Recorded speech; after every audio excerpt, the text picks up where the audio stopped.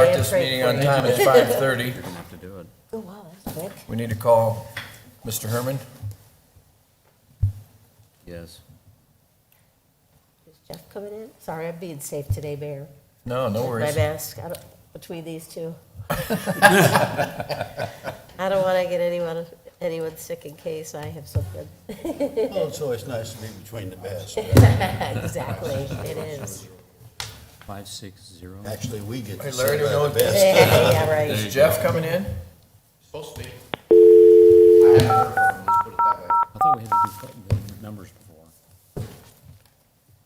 Maybe not. The area code must be dialed to complete your call. Oh, the new Please hang rules. up and try your call again. Is it 520? 60000040.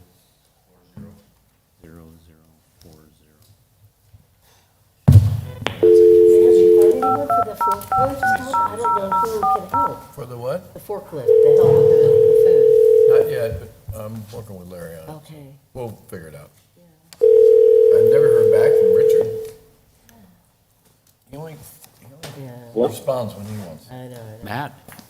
The forecaster you've had, Okay, we're getting ready Can to you hear start me? the meeting. Yeah, Okay, it's been started. thank you. All right, Are we well, ready? We haven't heard from Jeff? No? I just texted him there. Tony Barr might do it. They always have all that stuff. Well, Larry's talking to Tony. Okay, oh, okay. Yeah. We're working a couple That's a different, good thing, yeah. yeah, we're working a couple different angles.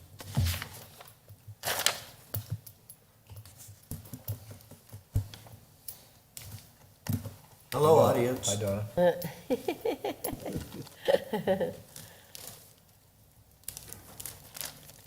Holly's our loyal audience person here, huh? She's It is, yeah, good. Hi, Holly. You're a star or something. Yep. There we go. Everybody must be running late tonight. Yeah, I know. I was like, oh, geez, I'm so late already. Well, I think we're going to start because we have a full agenda, and I want to make sure we try and stay on task. So as we move through this, we have three very large subjects to cover, and we have an hour and a half to do it. So I want to try and make sure we leave time for all three.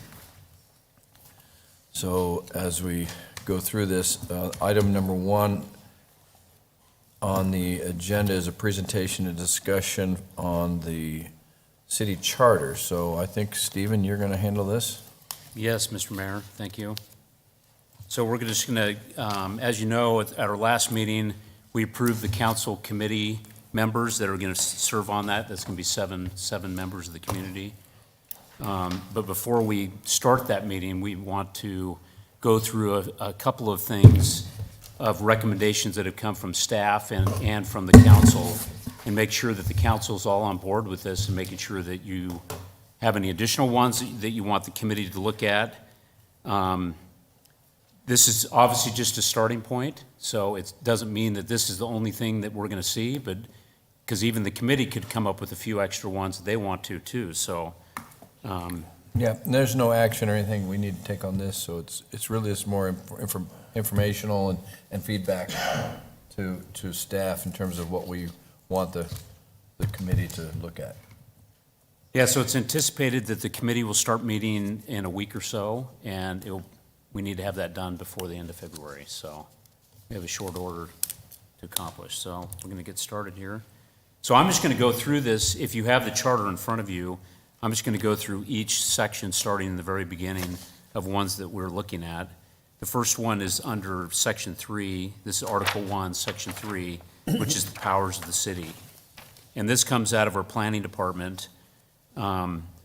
In our charter right now, it talks about comprehensive plan. Now, in the planning world, comprehensive plan and general plan are really interchangeable. It doesn't really matter. In some states, they call them comprehensive plans, but generally speaking, in Arizona, we call them the general plan. So the recommendation is to change that to general plans and make it consistent with other cities. We'll make it And- consistent with what we call it, too. That's right. The second one has to do with the architectural review. Right now, it says that it applies to everything except for detached single-family dwellings, which we know that's not the case, because we do on our PADs and even with the new R2s that we've recently, architectural review does come back in front of the planning commission or staff to review, including single-family dwellings. Those are the different elevations that we're talking about.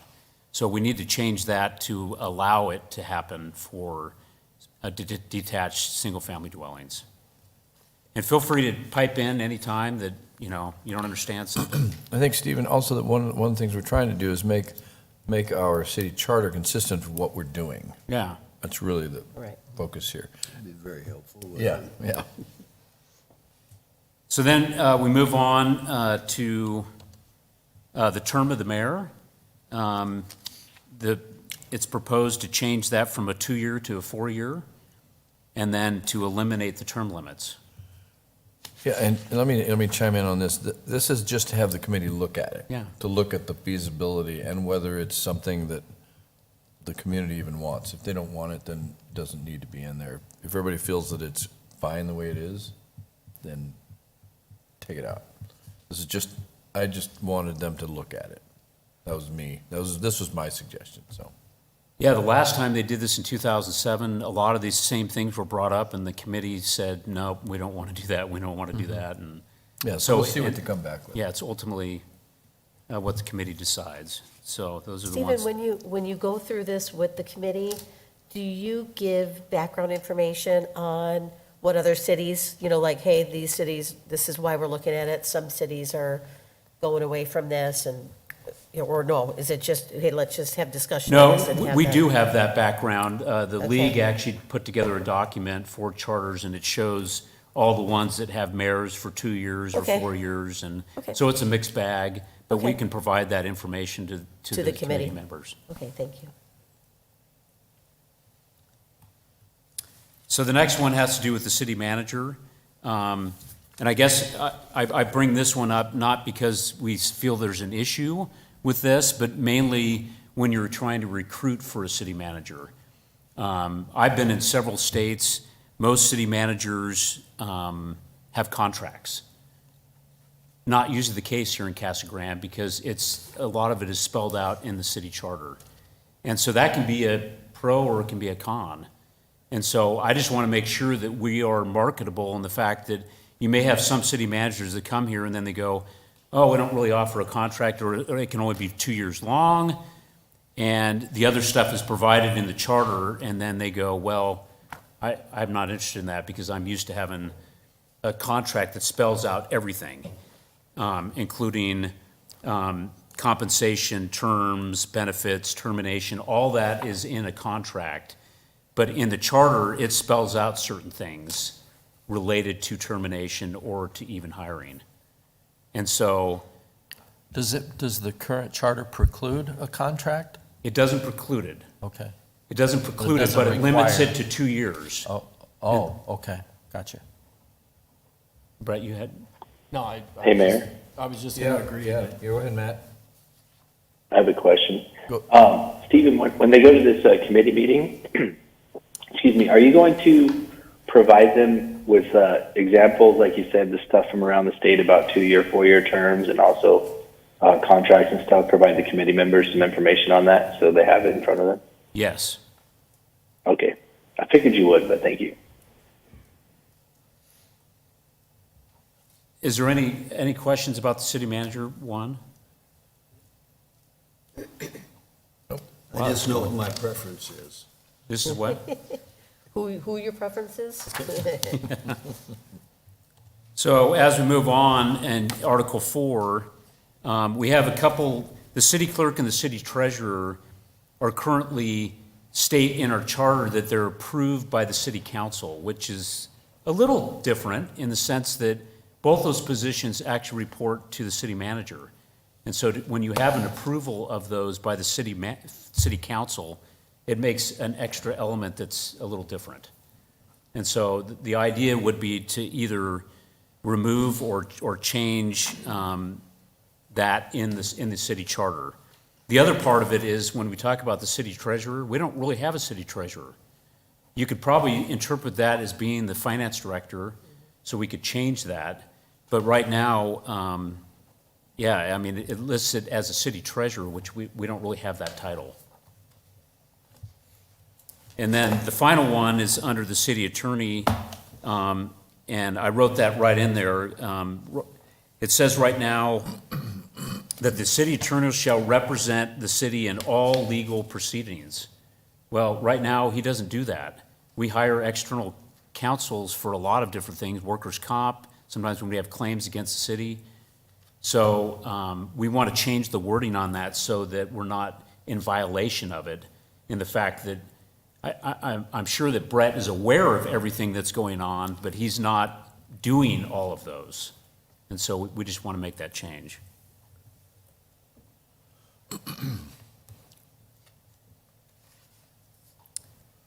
The next one is Article 6, Section 6. This has to do with finances. We don't perform interim audits, and so these are not performed right now, and so we just kind of need to take that out. We have annual audits, and because the other one it says is right now is consider removing not less than quarterly. So it's saying that we're having quarterly audits, which we don't have. We have them every year. And so just some word changing. Obviously, I think when we're talking about a charter here, we will probably have some housekeeping items that will be all lumped together of things that are just kind of minor, and then we'll have other substantial things that will probably be voted on separately. Right, so you'd have one article in charter change that would say these are grammatical changes, right? That we're gonna change it from interim to annual. That kind of stuff will be lumped into one yes vote, or, so we don't get all of them turned down by one yes vote or one no vote. Yeah, and Mayor, members of the council, that's what we did the last time that the charter was done. The committee actually recommended kind of a host of changes, which were sort of conforming changes. Some of them were typographical, some of them were actually substantive, but would conform to state law. Although some of those have made it interesting for us, like the committee itself, not staff recommendation, is the one that said we should change the election portions of our thing, which is why we now have our elections in August and November. But you will have to look at that. Ultimately, council will do that. I think we would generally ask the committee to consider that, though, to say, hey, part of it is just what should be changed in the charter, but remember, it must be approved by the voters, and it must be consistent with state law, and then approved by the governor. So you certainly may want to package different things to make sure that you don't lose, some of maybe the low-hanging fruit as you move forward. Okay, thank you. The audits, having been done quarterly or annually, No, they're done annually. I know, I see what it says right now. How many audits do we do? We do once a year audits, Is it financial? financial. Okay. Yep. And Mr. Mayor, Councilmember Powell, if I can expand on that just briefly. The statutes require the city to conduct an annual financial audit by an outside firm annually. That's what we'd been compliant to. So we'd have the one audit. Yes, there's one external independent auditor that conducts and issues the opinion on the financial statements, which is pretty typical throughout the state and likely the nation. There are a variety of different audit engagements that may take place, either internal or external, throughout the year or throughout various years, but ultimately the statutory requirement is one external independent review a year.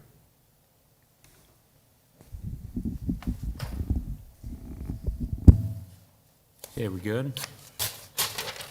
Yeah, so we just need to fix that so that it's consistent with state statute. Okay, the next one is Article 7, Section 5. This talks about when actions are taken by ordinance. So obviously, we know an ordinance takes 2 readings and a 30-day cure period. Resolutions are enacted by 1 reading and then a 30-day cure period. Right now, these three items are listed in our charter, and I can read them. Actions providing for any specific capital improvement having a cost of more than $50,000.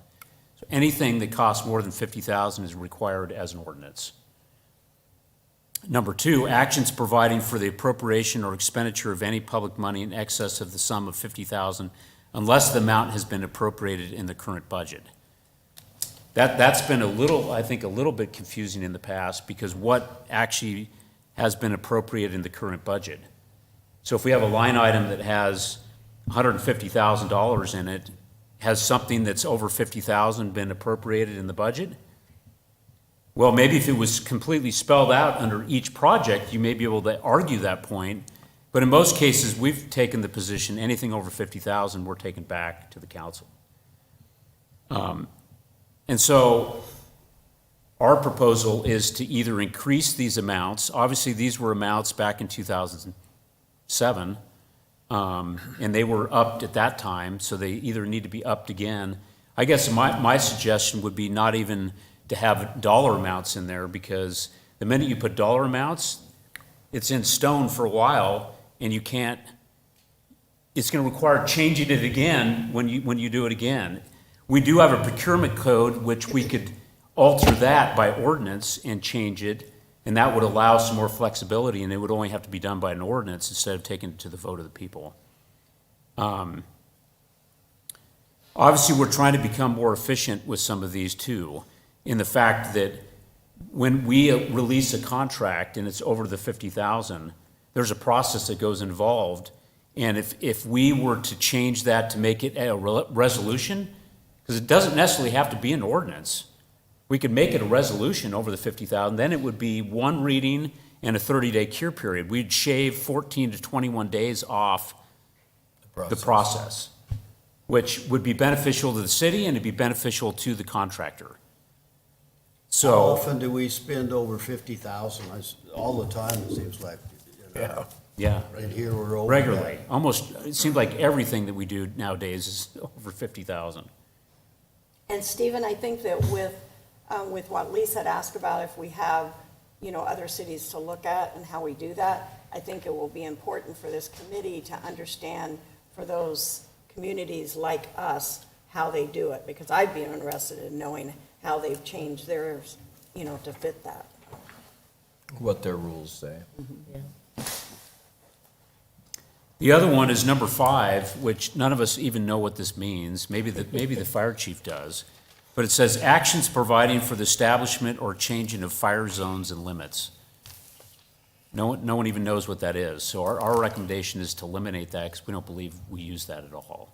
Okay. We prefer not to have any local fire zones in the governmental area.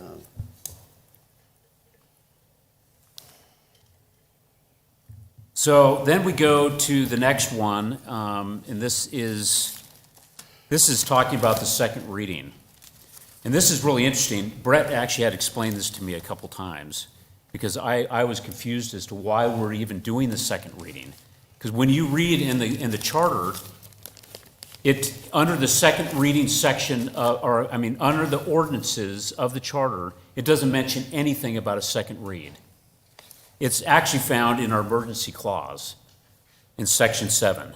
So it says an emergency measure may be added to an ordinance upon its second reading and final passage at the same time as when it first introduced upon the affirmative vote of 3/4 of the council and upon its receiving the approval of the mayor.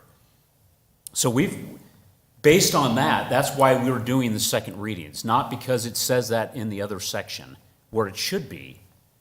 Only because it talks about a second reading, so that's what we've been doing for years. Got to have your approval.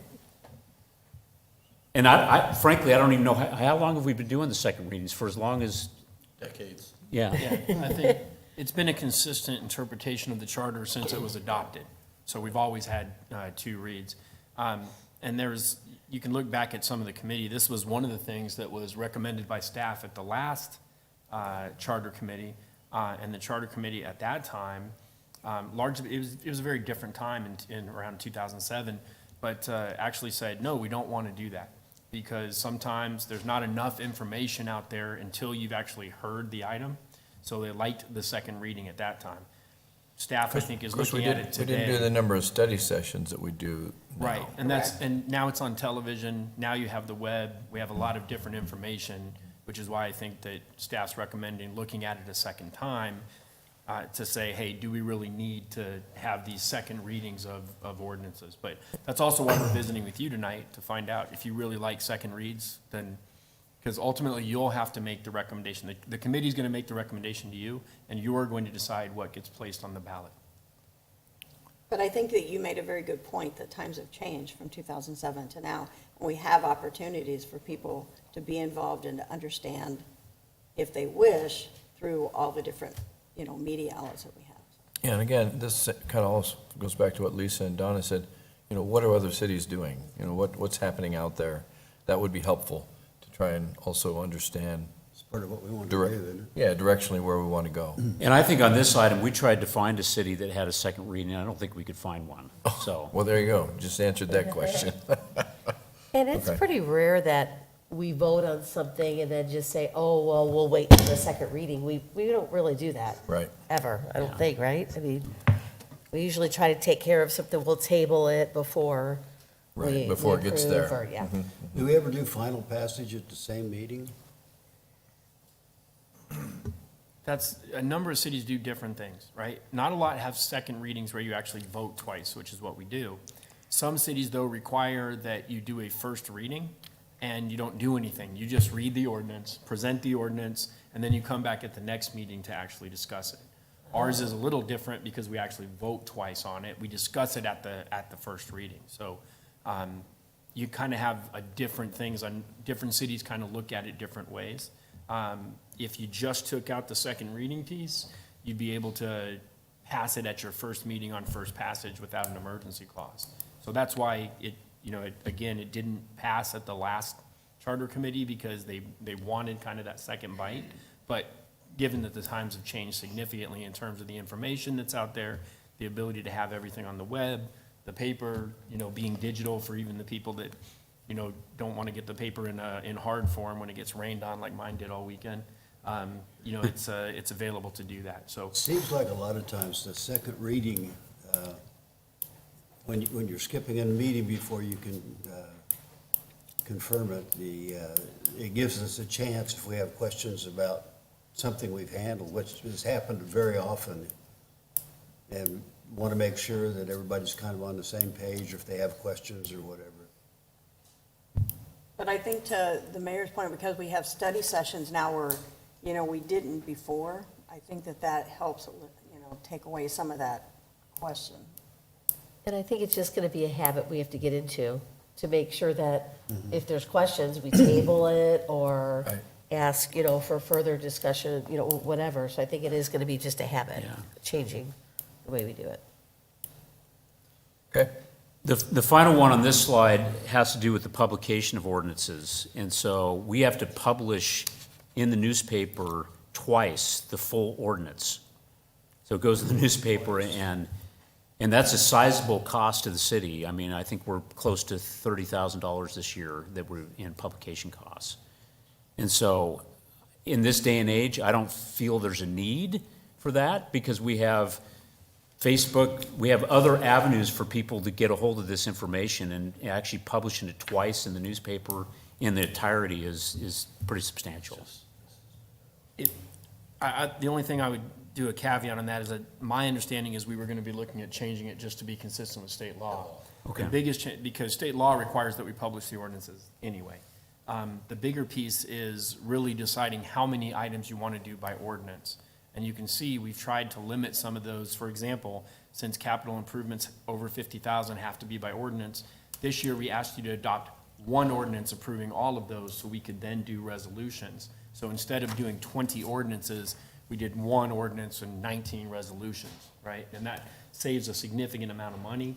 It saves a significant amount of time. So we can remove some of this, or say consistent with state law, but we'll still be publishing Yeah. pursuant to state law regardless of anything in here, because we cannot make changes to the charter that would be inconsistent with state law. Like but say, if we won't eliminate, publish if we ordinances, eliminate, we you won't be can't say that. publishing it twice. So, yeah, except when state law requires it, right? Okay. So there are times where you still have to do that. Okay. I think the idea, though, is to, if state law changed, for example, to say you don't have to publish it because you're going to put it on the web, we want to have that ability and not have to deal with it from the charter perspective. So that's, I was gonna ask for clarification, so it says in the paper, does that mean in writing, like hard copy, or because the paper, our local paper has done such a great job of going media, you know, I mean, does that not suffice? Yeah, It's and covered eventually the both. state's probably gonna look at changing something because of the way it is, but right now what it says is a newspaper of general circulation, right? And so generally, we've used, obviously, the Dispatch for years to do our legal advertising and. And I will say that's a league issue too. The league is addressing that exact question because of technology.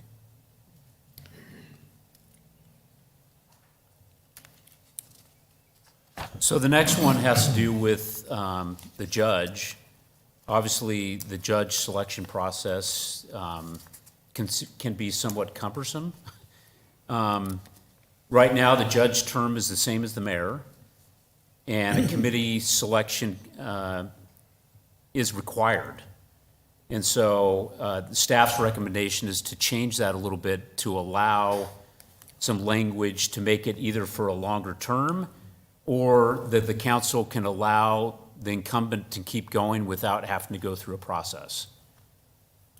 So that would give you the option. So we can either make it as stringent as you want, or we can loosen it up so that it gives you the option. So not every 2 years we're going through a judicial selection committee when you're completely happy with the current judge.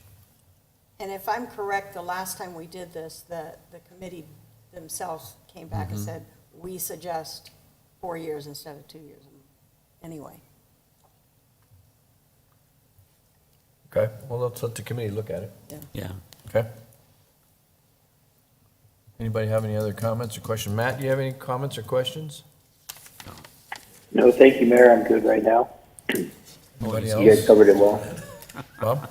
Just the one on the judge, that's the only one that I feel strongly about, and I do think having some authority to retain the judge is a good way to go. But anyway, all the others are certainly legitimate questions, but I know that judge issue is one we've struggled with, so. Yeah. Okay. Any other comments, questions? Anything you guys want added to that list? Yeah. I mean, we've sent this out a couple times, and you've all had an opportunity to give feedback. So, if there's anything that comes to mind, even in the next week or so, you want to give it to Stephen, and he can add it to it, okay? Okay. And Mr. Mayor, just one additional item to the additional comments by the mayor and council.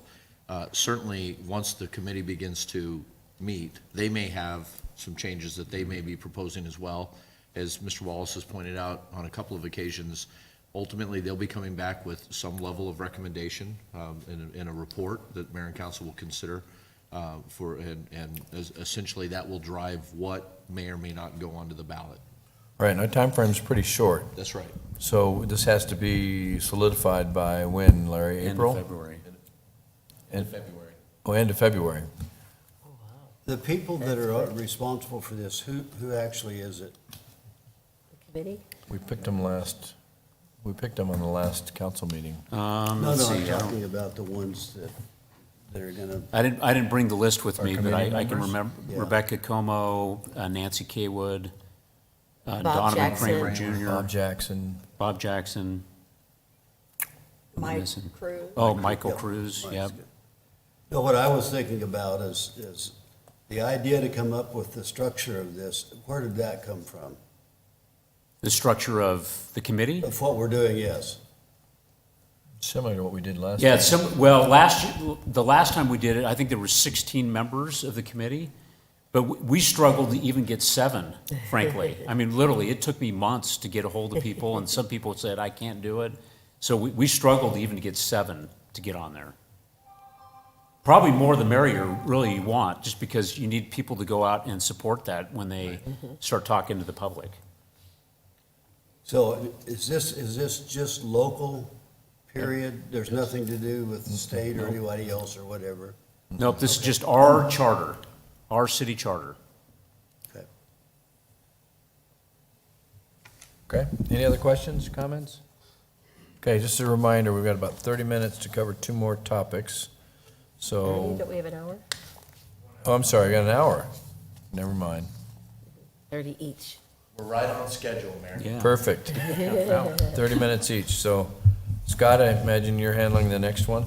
Yes, sir. I think it's on schedule. We're on. Mayor McFarland, members of the council, it was a year ago that staff brought to you a staffing contract with a company called SmartWorks. Specifically, it was done to allow our city manager to begin to draw the retirement benefits that he had earned through the Arizona State Retirement System and continue to serve as a city manager. There's at least one of our neighboring communities that did that as well. And so we brought that to you a year ago, and the contract language was in place, and there was discussion among the council about the scope of that agreement. And through adoption of the resolution in relationship to the contract, the decision was made that at that particular point in time, the scope of the agreement in terms of current city employees being able to contract back would only extend to the city manager at that time. Now, the fact of the matter is that the individuals from other Arizona cities, towns, counties, what have you, could take advantage of this agreement. And certainly we know that individuals are retired from out of state that has nothing to do with Arizona. So that was the decision that was made. But during that conversation, there was a request to bring that back at some particular point in time. So here we are a year later, and having successfully negotiated the time with, did I say a year? That's a year, that's right. No, this is 22. Been 2 years 2 ago. years. Wow. Okay. Seems like yesterday. We actually negotiated that. Our city manager successfully completed the requisite year, or the year that was going to be involved with the contract, and then transitioned back into city employment, which was the intent. So we're bringing that back to you for consideration at this particular time. There was a discussion about how it was going to be applied, who would be eligible, who wouldn't be eligible, how the decisions would be made. I've tried to outline some of those in the white paper for you this evening, but the fact of the matter is that one of the reasons we're bringing it back, not the least of which primarily is that we were requested to do so, but certainly in terms of the world that we're negotiating today, it's a difficult labor market out there. It's a seller's market in many cases, and we're feeling that, we're seeing that along with everyone else. And it would be to our advantage, I think, in the short term and the long term, to have as many tools in our tool bag, recruiting tool bag, as we could. I would emphasize that we don't have anybody in mind at this particular point in time that would be an individual that would be qualified and we want to contract back. Don't have anybody in mind, but we'd like to be able to have this tool in our tool bag. And so the contract, I should have talked about, SmartWorks there were 2 companies involved in all of this. One was SmartWorks and the other was ESI. And both of those companies were founded basically with in the throes of the teacher shortage. And they had their initial focus in the schools to where teachers were retiring, creating a shortage of teachers. And so there was a desire to be able to contract back teachers back into the classroom. Even they would be able to draw their earned benefits from the state retirement system, but be in the classroom as well. And so that's how the 2 companies came to be. After our agreement with SmartWorks was approved, SmartWorks was acquired by ESI, and so there's really one large company involved. And so we brought an amendment back to you so that we had the right name on the contract, and we continue to have a relationship with ESI. The only individual that we've dealt with under contract with ESI was our city manager. The contract itself would require no amendment to accommodate other City of Casa Grande employees who were retiring out of ASRS and we wanted to contract back. The contract wouldn't require an amendment, but the resolution that adopted the contract, because it was limited in scope to only the position of city manager, the resolution would have to be amended, and should we get direction from you to bring that back at a future meeting, we'd be bringing back an amended resolution. So the issue is the being able to have this and use it. Again, existing city employees who were reached normal retirement under the Arizona State Retirement System, who wanted to continue to work for us, and we wanted them to continue to work for us, they would be able to retire under the terms of ASRS and be contracted back through ESI with the city. They would be able to draw their retirement benefits and be employed and receive a city paycheck as well. You might ask, well, does this apply to public safety? The answer is it doesn't apply to public safety. Public safety retirement system has a unique feature called the Deferred Retirement Option Program. And individuals who qualify for normal retirement under the PSPRS are able to enter the drop program, and they literally retire. Their contributions end, our match ends, and their retirement benefit on a monthly basis goes into a special account that's maintained for them and has actually a guaranteed minimum interest rate. And for a period of 5 years, those employees can be in the drop program, but they have to separate at the end of 5 years. So this would not involve them. The fact of the matter is that if someone retired out of PSPRS and came to work for us in a position that was covered under ASRS, there's no particular prohibition against that. There's some fine points in the law that we have to pay attention to. So this only applies to those of our employees outside of public safety who are involved in the Arizona State Retirement System. So that's the essential issue that we wanted to bring to you in study session this evening, and I'd be glad to answer any questions that you might have. Lisa, I have a comment. I was just waiting if anybody had any questions. go ahead.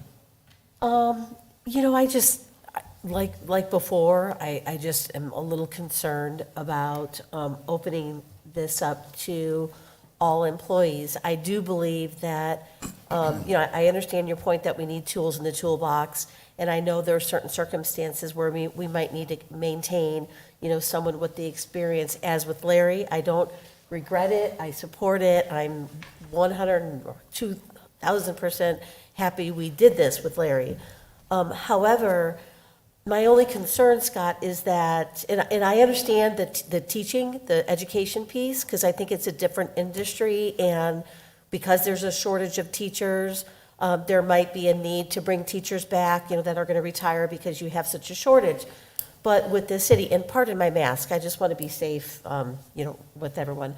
My only concern is that as a city, the city is a well sought out employer. There's a lot of people that want to, work for the city. There's great benefits, there's great jobs. So if we're going to open this up to people, so the minute they retire, we hire them right back, I just feel that we're not getting, new ideas, new people. There's going to be, maybe a lack of mentoring and succession planning with some of the, our employees, so we can groom people to move up and take some of these positions. So that's my concern. Look, I value all of our employees. We have unbelievable employees that bring so much to our city and so much knowledge.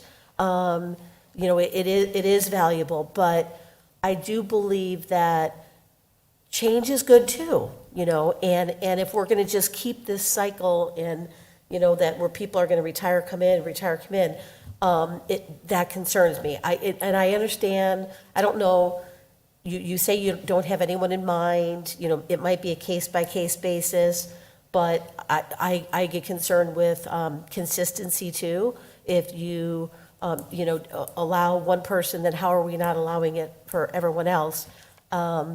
So I don't know. I mean, these are just some of the concerns that I have. So I would be very cautious on maybe if we did need it for some unusual circumstances, I think I would be comfortable with that, but opening it up for all employees, I'm very concerned with that. Hope it makes sense. Yeah, and let me ask a question based on Lisa's comments, but we would have pretty strict rules on who would qualify for something like this, correct, Scott? The expectation is that we would establish guidelines that, and I've listed a few of those there, but the bottom line is that you are putting it in the hands of your city manager to make those decisions.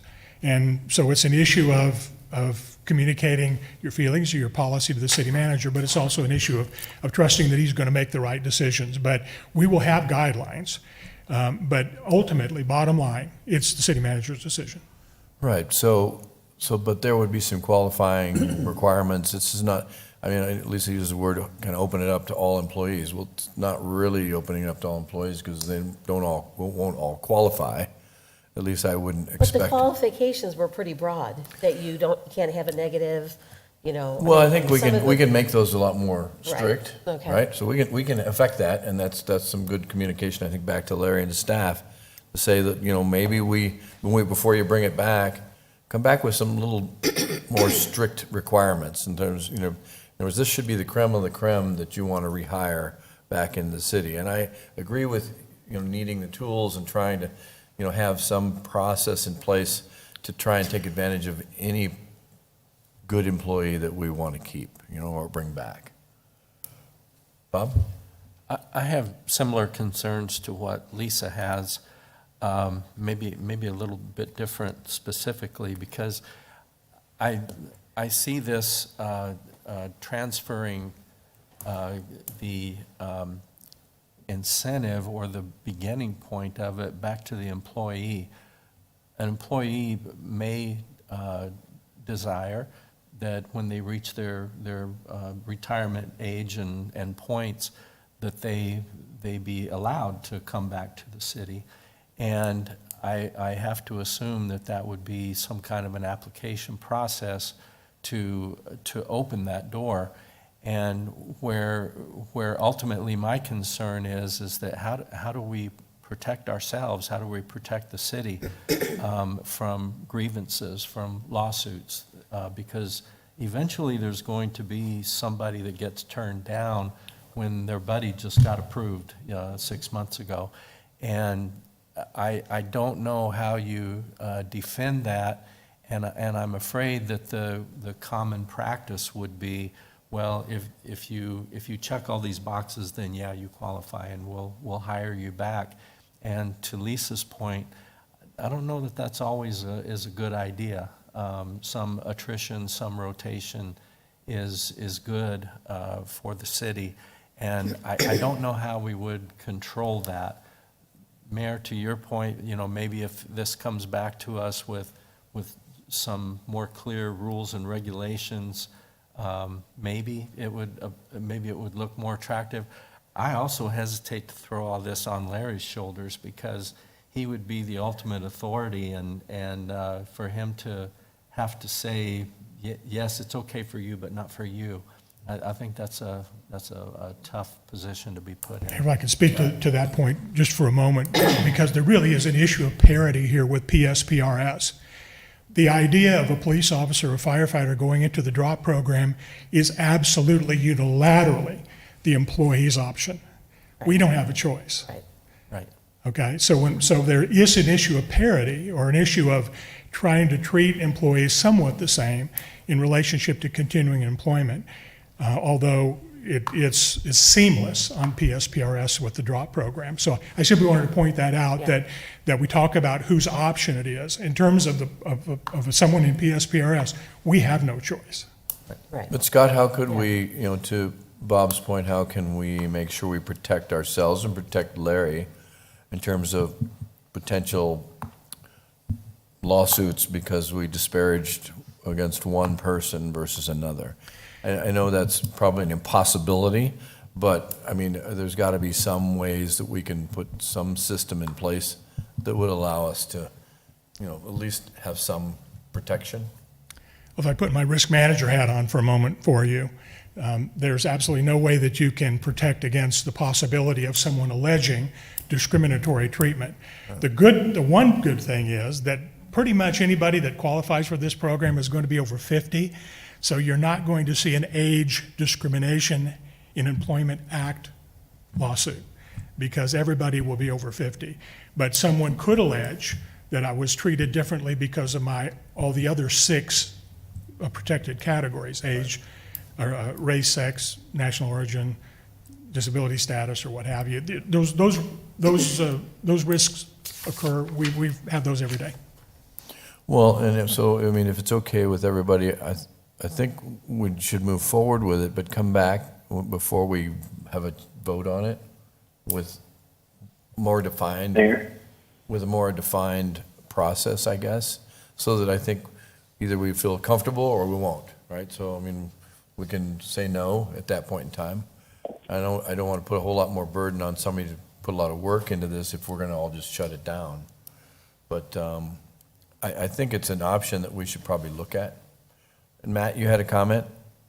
Yeah, I did. I just wanted to say thanks to Lisa and Bob for the comments. I agree with those. And to the point of the PSCRS, it's kind of part of the deal when you take a more dangerous job, because everybody knows that going in. So I'm thinking that that's not a real good comparison, because, again, it's for those people that take those type of jobs, and it's always been that way. Right, okay. Mr. Lavender? Scott, I don't see in here how the salary for the employee would be determined. You know, at the school district, when you come back on ESI, you come back at 80% of the salary you left at. But I don't see that in here. Would they come back at the same salary? I haven't spoken to that issue because in the promotional material that the companies use to talk about this, what they call phased retirement, they do speak as an example. They typically talk about contracting back somebody 80%, but the fact is that it's totally up to the employer how to make that happen. If somebody retires, from the Arizona State Retirement System, the employees share 50 in the cost. We pay exactly the same amount, and today that's just under 13%. But the fact is that if an employee in ASRS contracting back is filling a position that would normally contribute to ASRS, the city is obligated to pay what's called an alternate contribution rate, which varies, but it's between 7 and 8% right now. So there's about a 4% savings right off the bat. But I haven't addressed the compensation issue here because pretty much hiring somebody is a matter of some issue in our structure, but also an issue of somewhat of negotiation as well. So that's certainly something that is spoken of in some entities, and you're somewhat of an expert. I was able to get the materials from the Casa Grande Elementary School District, and they specifically speak to that issue. Mayor, one of the things that concerns me is when you're looking at certain people, you may not need 6 of them or 8 of them that are in the department and want to be able to do that. And basically, to me, it's almost like picking apples, and you try to pick the ones without a worm in them and the ones that are better off, and that's kind of what you do with employees a lot of times is you may be really good, but you're not going to fit in where we are right now or whatever. And but I think on the other hand, that if we have a need for somebody that's really, really good, we ought to grab them. You know, that would be a good way to get some. We've had that happen before where we might need engineers or something else back with us. So We can't fill the positions now. I think it's going to be kind of a touchy. I think everybody agrees that. Yeah, I would envision it where you have a pool of people, right? You have a job opening, because this person retired, and you have a job opening, and then you go out and you solicit and get the best people you can for the job, and if the person who had the job is the best person for the job, then why wouldn't you hire the best person for the job? Mm-hmm. But that's different than what we're saying here, No, it's though, is not. it? No? No. Okay, so it would be It's open. not an automatic. No, Right. there's no automatic here. Right. Right? I mean, am I wrong there? Mr. Mayor, members of the council, from my perspective, you're not wrong. Yeah. At least in my mind. Again, I believe Mr. Barber has done a nice job outlining to the council that in order to allow an option for an existing employee who may have retired and be out even within the year to return to work in at least in Casa Grande and probably other entities, they're going to have to work through one of these third-party entities in order to Try and accept the even job. reapply. And still qualify for Arizona State retirement. What I'm hearing this evening is a couple of things. Number one is, I want to reiterate what Mr. Barber has indicated, that ultimately, there's not any changes that can take place unless the mayor and council would be supportive of an amendment to the resolution that you passed 2 years ago. Number two, it appears to me that the council is asking for what a program may look like if we were to create that. We've talked about that in the past.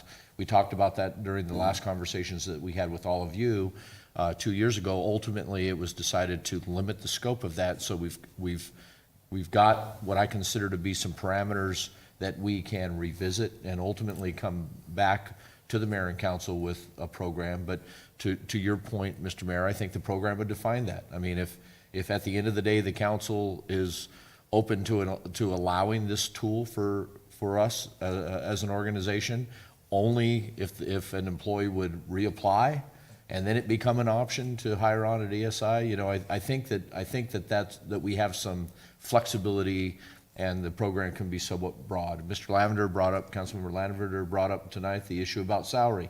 Again, that's something that if the mayor and council would like to see that in a program, then ultimately we would be happy to include something of that element in a proposed guideline or program for the mayor and council. Tonight's meeting was primarily to reintroduce it and to actually get some guidance from mayor and council. And at the end of the day, if the decision is, you know, we don't want to hear this again, then we'll pack it up. And I do agree with Mr. Barber that it can be a tool. I don't necessarily, from a practicality perspective, see that it's one that we would use regularly. There are some cases in specific positions that I believe that would be to an advantage. It would be to our advantage to have the tool available to us in trying to find the most qualified candidate, particularly in those technical positions that we have difficulty hiring for. But at the end of the day, if the decision of the council is not to make that resolution modification or amendment any broader than it is today, then we'll continue to follow the same practices that we have in the past. It's just not an option to us today.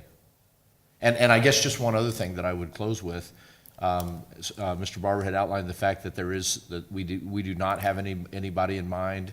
That is absolutely the case. There's been probably in the 2 years that since the mayor and council adopted the resolution, there's been 3 employees that we have talked about as a staff to say, if this option was available, we would probably be looking to utilize it here. And all 3 of those individuals we've had conversations with, and all 3 of them have said, we're retiring. It's our time to go. And so I think that's the practicality of it as well. Yeah, we got him. And to add to that, if I could, Mr. Mayor, as a final word, that we can get lost in the what-ifs because we're talking about it conceptually. Right. But in the final analysis, when it gets right down to it, I really don't think we're going to be seeing it used very often. But again, it's a tool that we'd like to have. Right. You know, it's not going to be a huge amount of people. No, that's what quite he's saying. obviously. And if there's 3 of them and you can only need one, you pick the best one. And Yeah. Jeff, you had a comment? Well, I've certainly seen on a personal level with my own situation, but also at the school district, how beneficial this could be. And it's available to all employees at the school district. But I do have a little bit of concern if we put the employee through the hiring process, because if we didn't hire somebody that had glowing recommendations, we would be in that lawsuit area that Mr. Huddleston talked about.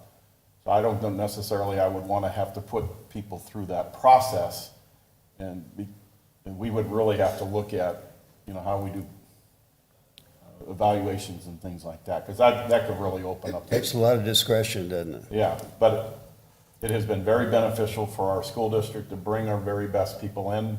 Mm-hmm. We have good people in this organization from top to bottom who work hard, and the ability to offer incentives like this. People are working a lot harder, a lot longer than our state retirement system allows. At 80 points, We have people that are retiring in the state at age 50, who've been working since they were 20, and things like that, who want to work 10, 15 years later and can be contributing. So I think it's a wonderful idea. I think we benefited by Larry. I think we benefit by the drop program and keeping good officers, good firefighters on board. And I think we would benefit by keeping other employees with us as well. Okay, well, I think you all have heard kind of some of the comments from folks and some of the questions that might be in some of our minds. And so if we could maybe try and answer some of those questions with a little more of a, I guess, defined process, I guess. Would that be fair? Defined process? It's fair, but I just wanted to comment on Jeff, because, you mentioned that you offer it to all employees. So I think this is an important policy that we're setting here. And so are we willing to do that to all our employees? Because you're saying it's successful because everyone has the opportunity. So I think that's my issue and concern is, are we going to allow this? So anyway, but I'm open to seeing some of the guidelines and how we plan on doing. I understand there are some positions where we might need to, but I'm definitely open to seeing what the guidelines would be if you came forward with that. Mayor, and just in closing, I think that the transparency is going to be really important, and so the guidelines, I know that we have an employee engagement group, and to bring those in and get some input for them. I mean, but I do think it's a tool that we do need to look at, and we may never need it, but in case we do, we don't have to, we don't have to lose. I have seen some of the fallbacks on when people retire and are immediately brought back. The county has done that in several instances, and it does hurt morale of the rest of the department, and so we need to be really cautious about how we proceed with that. Thank you. Okay, good comments. Well, I think that it has to be done on the basis of what the true need is. And like if you go out to the sewer plant, how many people can walk in there and know what they're doing? You've got people that are really, really good at that you don't want to get rid of. They would be helpful if you could keep them. Now, there might be 5 of them that want to stay, but maybe you only need 2 or 3 or whatever. But need to be a lot of discretion done when you're deciding. All right, thank you, Scott. Thank you to you and your staff for all the work you put into that, so thank you. All right, next item is our boards and commissions, and I'm going to kick this off a little bit. Donna and I actually will speak first, and then we'll hand it off to our attorney, Mr. Brett Wallace. But just to kind of give a little background, we've talked about this over the last 4 years. I think it's been 4 years. It's been a while. And as Donna and I got knee-deep into, talking and looking at ordinances and going through the whole process of interviewing folks for all of our boards and commissions, which, first of all, let me say thank you to all of our boards and commission members, because without them, really, we would not have the input and really the feedback from our community. So they are really our eyes and ears in the community, and they do a great job, and they don't get thanked enough. So I just want to first say that. And then secondly, there'll be no decisions or decisions made tonight in terms of these boards and commissions. This is to kind of give an update to the council on some of the proposed changes and ask for any input that you might have as we move this process forward. But definitely Brett's staff has done a lot of work on this. We wanted to clean up some of the statutes. We have probably half a dozen boards and commissions that don't meet anymore, that are really kind of outdated. So this is an opportunity to update all of our boards and commissions, and we really would like to do it in one big fell swoop. Now, it won't roll out that way because we have to stagger the boards. So what will happen is you'll present this whole plan to you, and then you'll actually end up approving or disapproving the format of the different boards. We'll change the ordinances where necessary. Not all the boards are changing, so this isn't a wholesale change on every board, which Brett will go through. But it is an update, so there's some statutory things that we need to do. There's some policy things we need to do to consolidate. We want to consolidate some of the boards, and he'll go through all of that. And it's really an opportunity for us to kind of clean up stuff. Some of these boards have not been touched for like 30 years. So they just need to be modernized, updated. And we've changed. Obviously, the city's changed a lot in the last 30 years. So there's some boards that don't need to be there, and maybe a reformation of some other boards that need to be there. So this is our attempt to kind of give that information. Brett's going to present it to you all. And then, Donna, you had a couple things you wanted to add. Well, just to add to that, to recap where we've been, one of the things that we did early on is that when we started looking at the boards and commissions, we wanted to take a firm look at who we had on the boards and how long they'd been there and try to formalize so that most of the boards were all the same. One of the things that we did, we started interviewing them for their first time around, but the biggest thing we started when they were up for reappointment, we actually started re-interviewing them, and we found out what was working well, what was not working well. We talked to the staff that was in charge of that board or commission to find out, had they been attending, had they been, active. And so we tried to do some of that preliminary work, and a lot of the comments that we got from those being reappointed has helped direct where we are today. And so that's the one thing that we have included them along the way in finding out what was needed. Some of the boards and commissions, as the mayor said, have not been active for a while because things have changed. They've been kind of encompassed with other activities. Community services is a great example of that. And so we were just trying to unify them so that most of the boards were the same as much as we could as far as how many people, how many terms, those type of things. But along the way, what we found, the ordinances and some of the other things were very, very outdated. We're talking, as he said, 30 years ago. And when you look at advisory capacities with some of these boards, we want to make sure that all board members understand what the guidelines are for them when they come in, but also what they do for us and what we need to do to make their experience better. And some of these boards, there's not a need for them to meet all the time, and so we would appoint somebody and they wouldn't meet for 3 years that they were on, and that doesn't make sense of their time. And so those are some of the changes that we talked about. So Yeah, and identifying really their job, what the expectations are too. So we're a little more clear in the ordinance as to what the expectations are for that particular board and commission. And what we So- found is it's not, more is not better. Right. We want, quality, not quantity. Right. Mayor? You had a comment, Mr. Powell? Yeah, I don't, one of the things that troubles me a little bit is you and Donna shouldn't be the only two that do the interviewing. And that's what's happening. And I think everybody on this Mr. board has When been we- invited. Mr. Lavender has also been involved, so. Let me we'll ask you.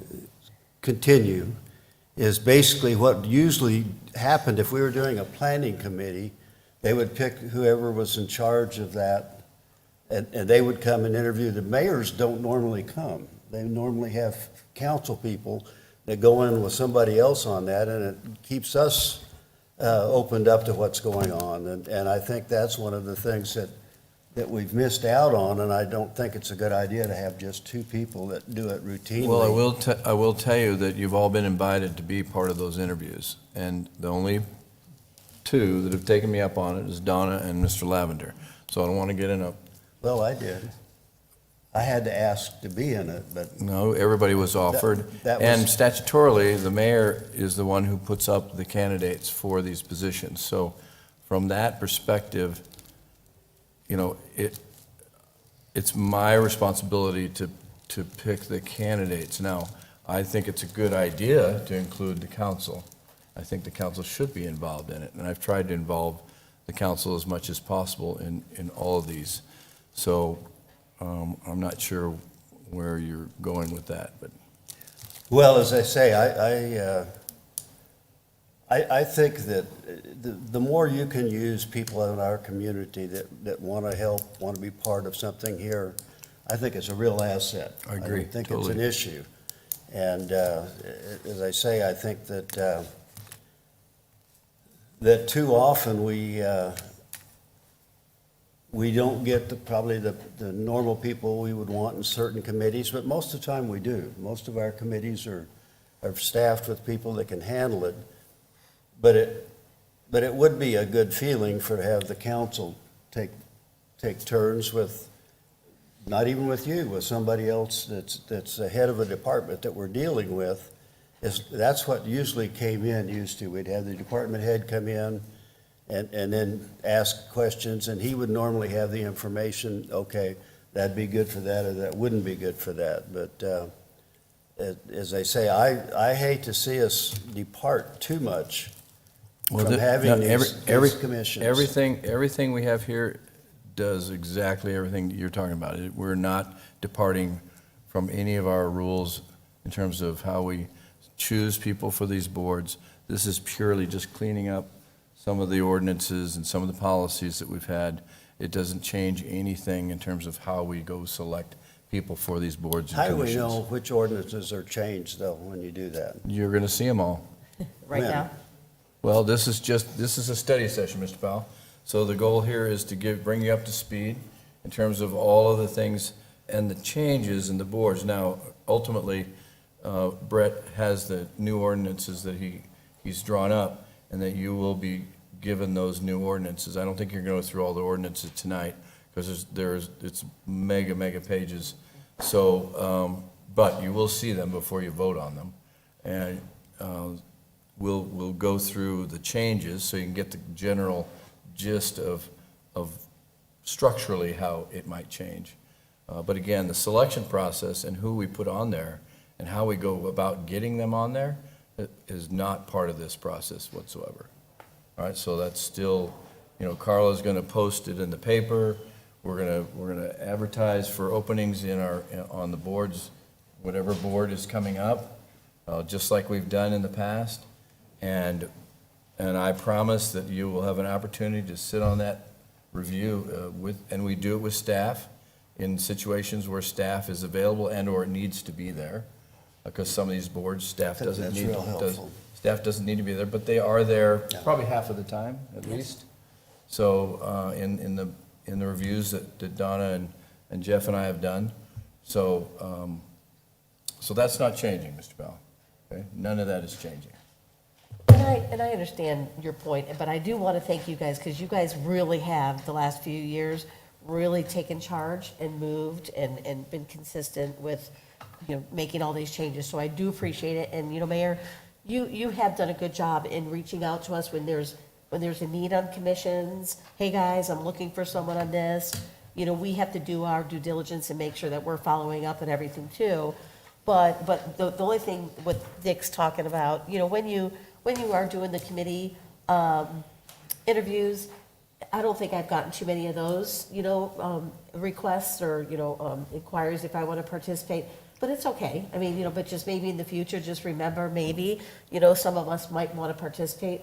But I think you guys have done a really good job, and we are getting the emails on getting people, to make sure that you're getting input from everyone on a lot of these commissions. So Right. Well, I really do appreciate everything you guys have done. It is a lot, but I understand your point. And I'll make a more concerted effort to make sure that before we have a review, we'll make sure we copy everybody. Yeah, And in case someone else. know that you are welcome Yeah. to be part of that interview process. Hey, Mayor, one question. Yeah, Matt? Obviously, you just want to make sure that the youth commission was thought about in there, because they do their selection process a little bit differently because they're peer elected, still appointed by the mayor and council, but they do their own interviews. So I just want to make sure that that's somehow included in the wording of what we're going to change. They are.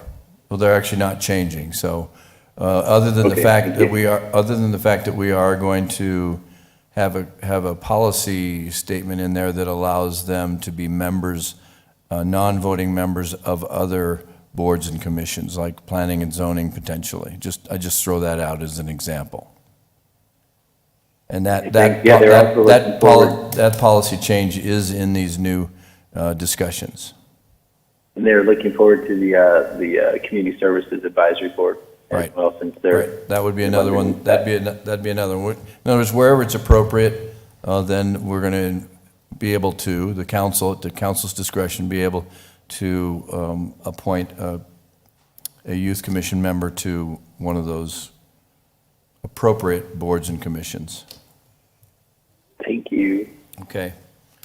Brett, would you like to kind of go through your presentation? Oh, Sure. presentation. For better or for worse, I don't often do presentations before the council. I usually just answer questions, and it looked like I wasn't going to have to do one tonight either. But I am prepared to do that, so I'll do that tonight. So I just want to go through kind of quickly the sort of what we're calling the Boards and Commissions Update Project. As the mayor described, the mayor and Councilmember McBride spoke with us, spoke with the clerk's office to kind of look at our boards and commissions, and they had some ideas to ways to be more inclusive and more consistent in our boards and commissions. And so, we've tried to work with them on that, and these are some of the recommendations that are coming through that. And I'll also talk through the process. Again, none of these changes are coming unless the mayor and council vote for them later. It's the down button, Steve. Stephen told me the up button because he loves that sound, I think, so. Just real quick, and I know we're going to run short on time, just a thank you, obviously, to our boards and commission members. They obviously provide an invaluable service to the city and its development. They can advise the city council on a wide variety of subjects, engage the community on items that are important to the development of the city. They partner with our departments to serve as innovators and change catalysts and even make final determinations in certain cases, like the Planning and Zoning and Historic Preservation Commission, on certain items that come before you. So a big thank you to all of our boards and commissions, and also all of our staff that works with them. They do a great job in doing that. Just a quick, stat, the currently list, we currently list 18 active boards and commissions, not counting the CFDs, and we have approximately 90 volunteer positions available. But as the mayor and Councilmember McBride talked about, not all of those currently meet regularly, and some of the positions on the boards, like the Golf Advisory Board, hasn't been filled in a while on the contemplation of sort of merging those boards. So we'll talk a little bit about that. Just a quick overview of what we're going to go through and what our framework was as we looked at this. We were looking at sort of an increase in membership for some of the boards that have 5 to move them to 7. Simply to allow for consistency as well as additional participation of members of the community. We also wanted to try to get the terms equal when we can, and I'll talk about some times where we might not be able to do that, but all of the terms being 3 years. Some have 2, some have 4, and so having that consistent term is kind of nice. We're looking at disbanding some of the boards that are not regularly used, and I'll talk a little bit more about that.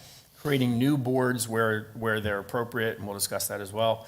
And as the mayor had pointed out, amending some of our codes to be more consistent with what our practice and best practices are. So quickly, the first sort of goal was to have 7 members on each board when possible for consistency of participation. Many boards currently have 7, so they won't have any changes to the numbers. The Airport Advisory Board, who has 5, will actually increase to 7 without making other changes. But not all boards will have 7 members. So the Fire Retirement Board, the Police Retirement Board, their members are set by statute. So you have 5, including some voted-in members. We're obviously not going to change that. We're also not making a recommendation to change the Board of Appeals, who looks at like our building codes and certain building appeals because of the specialized nature and the difficulty in even getting a quorum for that under existing terms. The Youth Commission obviously has up to 16 members for increased participation, so we're not looking at changing the membership there. And the IDA membership actually is established by statute at 3 to 9 members, but they do currently have 7.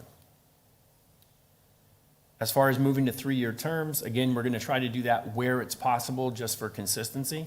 And most of the boards are going to have proposed to move to 3-year terms.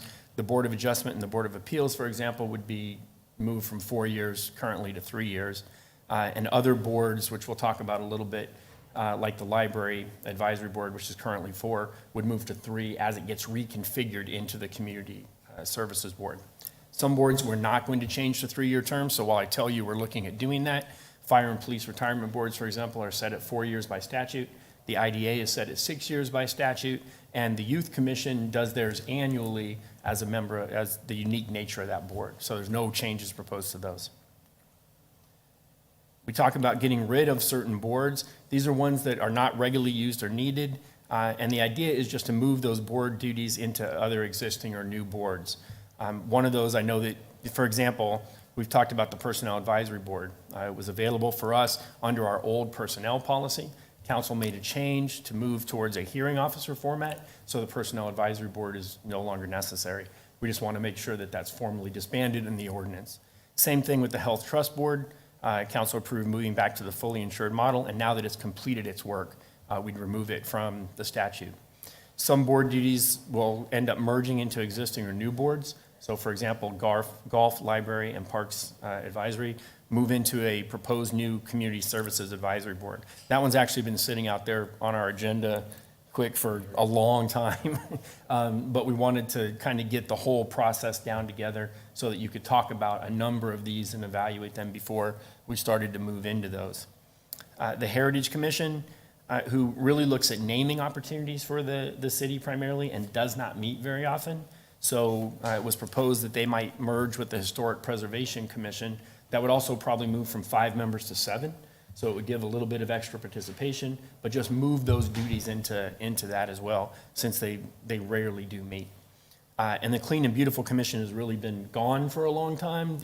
They moved into the community services, just staff doing the work. And so we're likely to just go ahead and clean that up at the same time and leave that as part of the community services job. So the creation of the new boards, are we talking about a couple of different ones to combine duties or establish additional scope? One of those is a 7-member community services board, which will replace the existing boards as we just discussed within the department. The other one is to create a 7-member public safety advisory board. The proposal would essentially disband the existing police advisory board just by really expanding that to include other public safety aspects. So it would include obviously our fire department and any other public safety aspects that we continue to move forward to. So.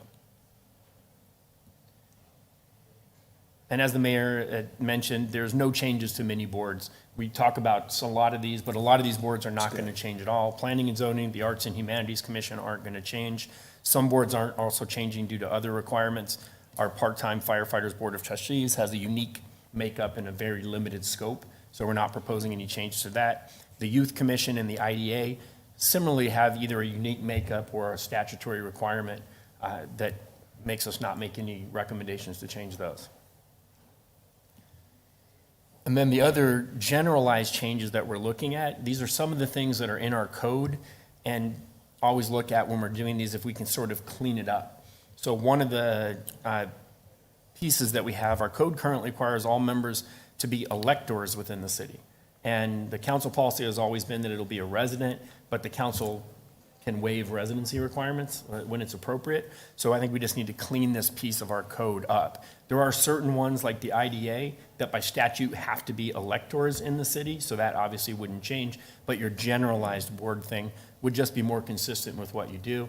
And it would make the policy, right now you have to kind of go in and ask the clerk for a copy of the council policy with respects to boards and commissions, and it would go ahead and statutorily codify it so anybody could sort of look and understand that council has that ability by the statute itself to change that.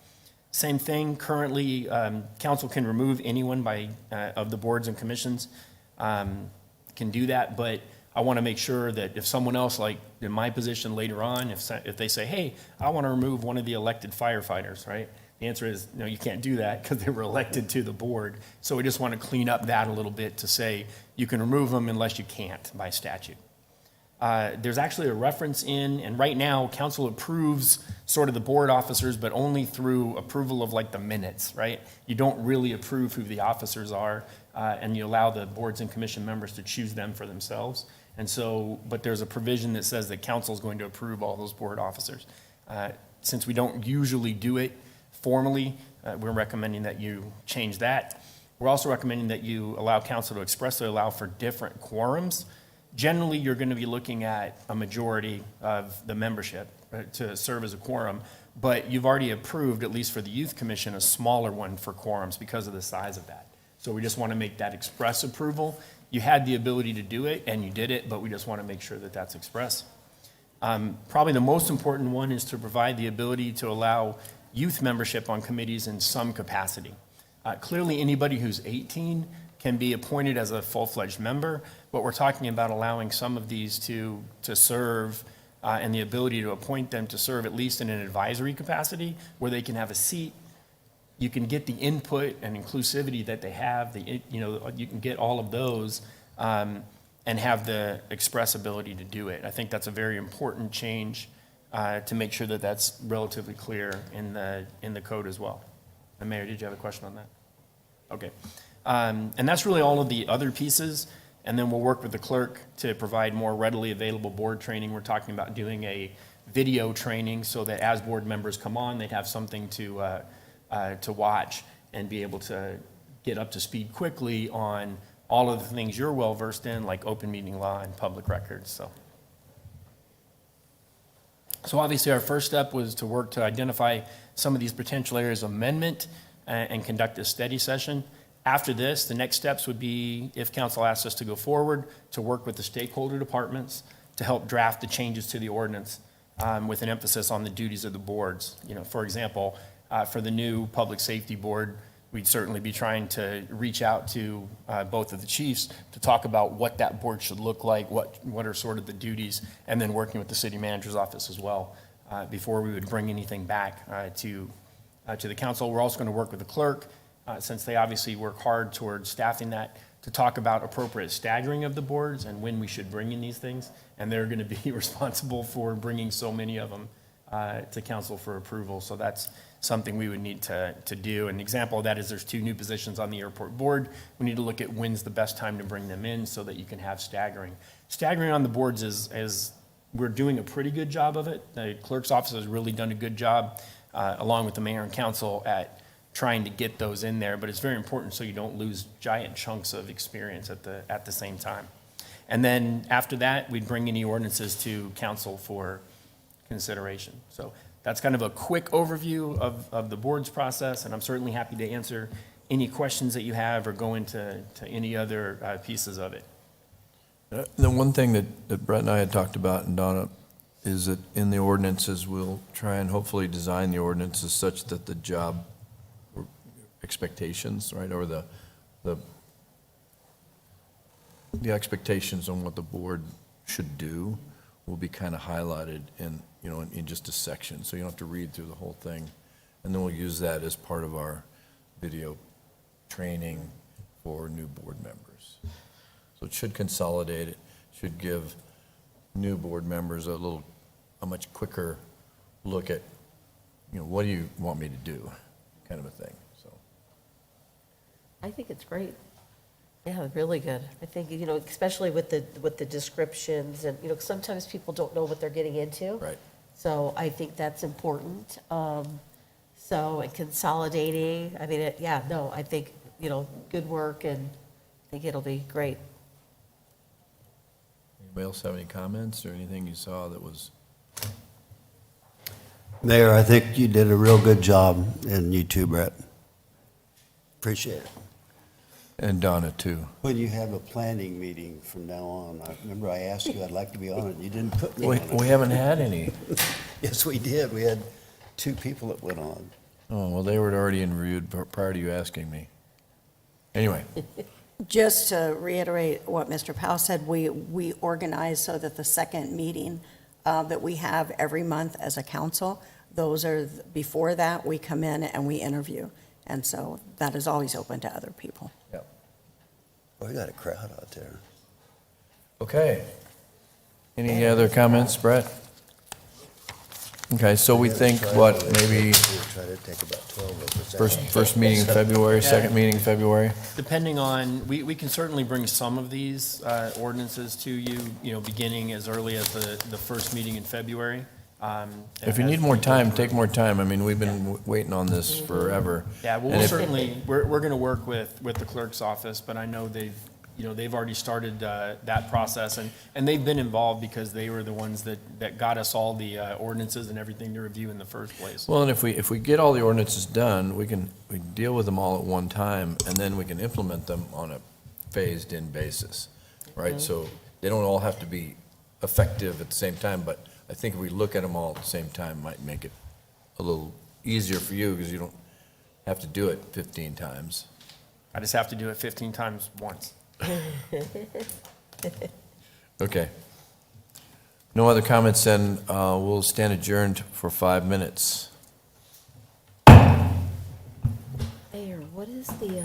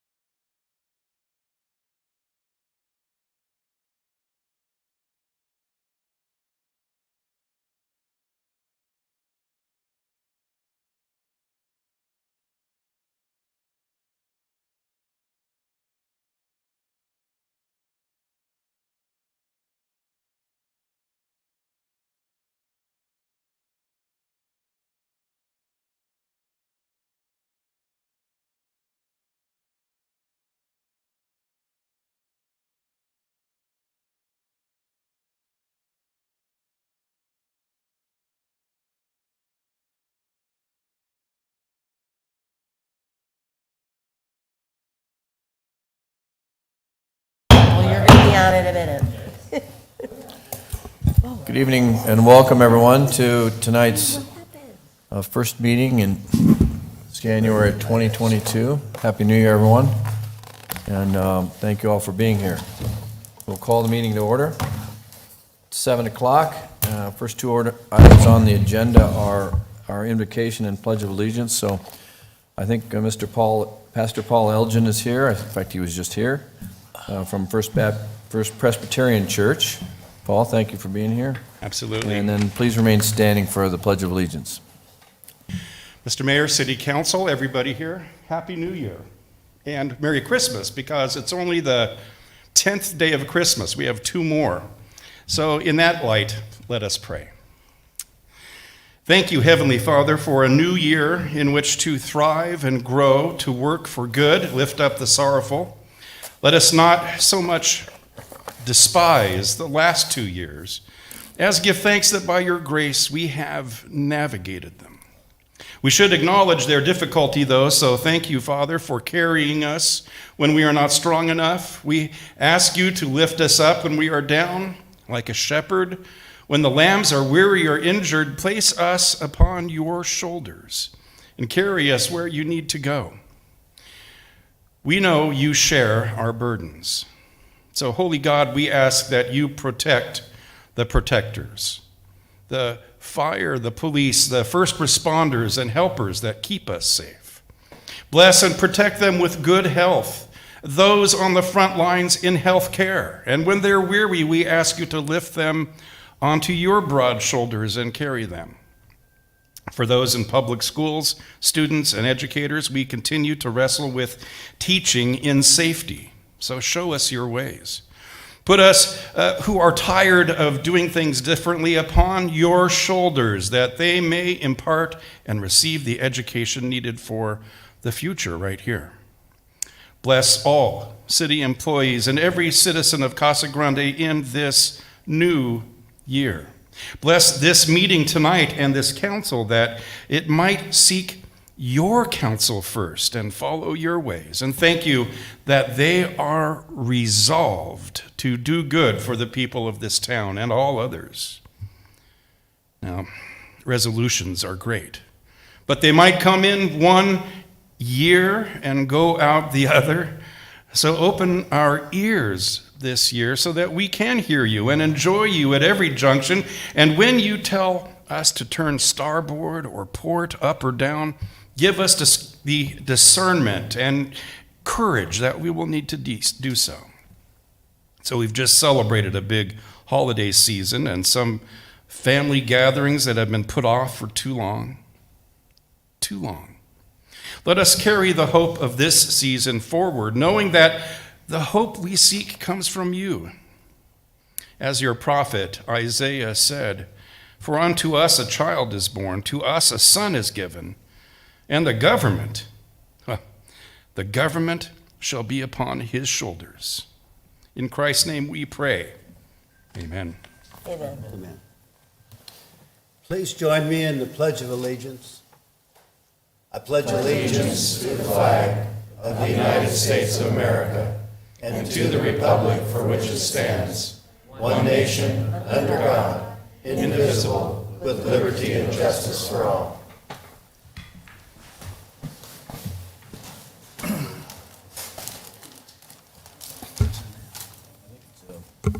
Calendar. Oh, okay.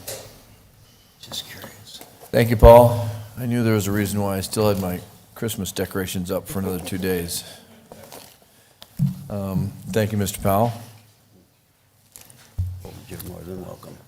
Let the roll call show that all members are present. Mr. Matt Herman is on the phone. So noted. Matt, you are there, right?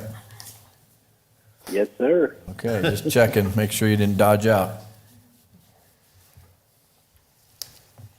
Next is minutes. When it comes to the minutes, Mayor, we only have one to approve, and that's move approval of the City Council regular meeting minutes from December 20th, 2021, as Second. presented. Second, sorry. I have a motion and a second. All those in favor signify by saying aye. Aye. Aye. Aye. right, minutes are approved. Next are claims against the city. Member Mayor McFarland, I McFarland, move to, go ahead, Matt. Mayor McFarland, I move to accept and pay the claims against the city dated December 15th through 28th, 2021 as presented. Second. All right, I have a motion and a second. All those in favor signify by saying aye. Aye. Aye. Okay, claims are approved. Next is the meeting agenda. Any changes, Mr. Raines? We have no changes, Mr. Mayor. Anybody else in the council? Okay, seeing no changes, then I'll entertain a motion to approve the agenda as presented. So moved. Second. Motion and a second. All those in favor signify by saying aye. Aye. Aye. Aye. All right, the meeting minutes or agenda is approved. We do have special presentations tonight, and I'm assuming that's why we're very packed, because you have a lot of nice family that came here for you. But this is the swearing in of officers Chelsea Ruiz, David Sanger, and Austin Smet. You guys want to come forward, and we'll have our city or deputy city clerk swear you in.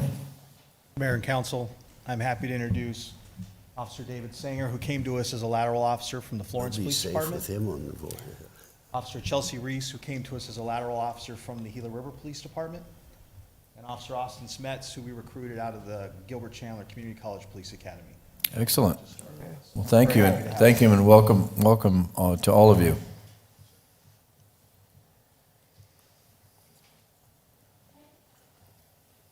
I, if you want to follow me, I state your name.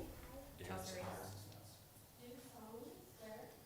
solemnly swear or affirm that I will support the Constitution of the United States and the laws of the state of Arizona, that I will bear true faith and allegiance to the same, and defend them against all enemies, foreign and domestic, and that I will faithfully and impartially discharge the duties of police officer according to the best of my ability, so help me God. Congratulations.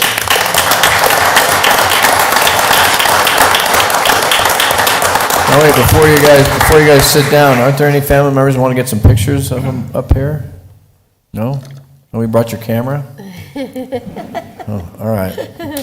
Well, I know Aaron got some good pictures, so you can check for it in the newspaper. Or ask him for a copy. Congratulations again.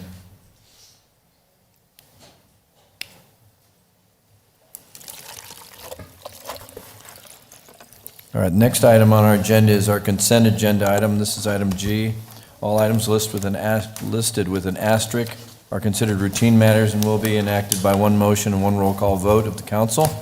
There will be no separate discussion of these items unless a council member or member of the public so requests, in which event the item will be removed from the consent agenda and considered in its normal sequence of the agenda.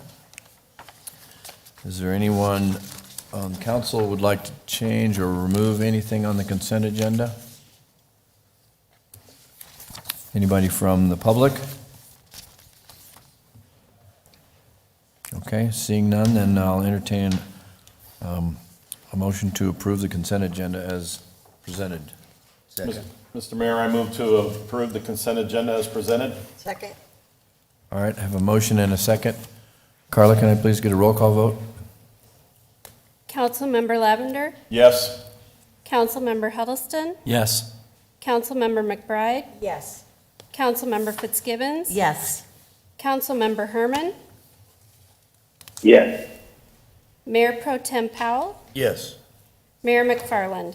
Yes.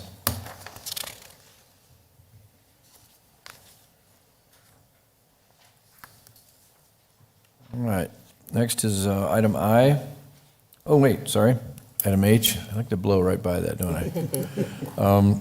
Next is item H, which is public comments. So I don't have any public comment cards, but that doesn't mean that you can't come up and address the council. Just remind everyone that please keep your comments to 3 minutes, and we can't address what you're talking to us about, but we can give direction to staff to follow up. So is there anybody who would like to address the council? The floor is open. All these people, and nobody wants to talk to the council? Okay, then I'll close the floor and we'll move on to item I, award of contracts. First one is I-1. Good evening, Mr. Mayor and Council. First of all, I just wanted to tell you guys all Happy New Year. I come before you this evening to talk to you about Ordinance 3322. This is an ordinance where we're specifically asking you to authorize an expenditure not to exceed $400,000 to the Gallagher and Kennedy Law Firm. This will be to retain and represent a specific specialized attorney to represent the city of Casa Grande in all matters in regards to our certificate of necessity. In May of 2020, you all authorized us to move forward with our application, and we filed it with the Arizona Department of Health Services. That's allowed to be a 450-day process, and it was 450 days to the day that it moved out of that process, and we have now been scheduled for a hearing in front of a administrative law judge on February 4th. And since I wrote the RCA, the private ambulance company that works here in Casa Grande has also filed paperwork to intervene in the process. So that is essentially the elements of this. I think you guys are all pretty aware of the CON. We've talked about it a number of times, and you guys have had study sessions and voted on it a number of times. That's our request this evening. Chief, you feel pretty confident that that $400 would be well spent, $400,000 would be well spent on acquiring this CON? Absolutely, I do. It's something that's necessary. We can't represent ourselves. Up to this point, we've been able to fill out the applications, answer all their questions with some help from the city attorney and the city manager. But at this point, it is in front of a judge, so we do require an attorney to do that for us. And is their track record pretty good? Absolutely, yes. Okay. Bob? First? Chief, I just want to thank you for taking the lead on this, to you and your department. It is an important issue for the whole community.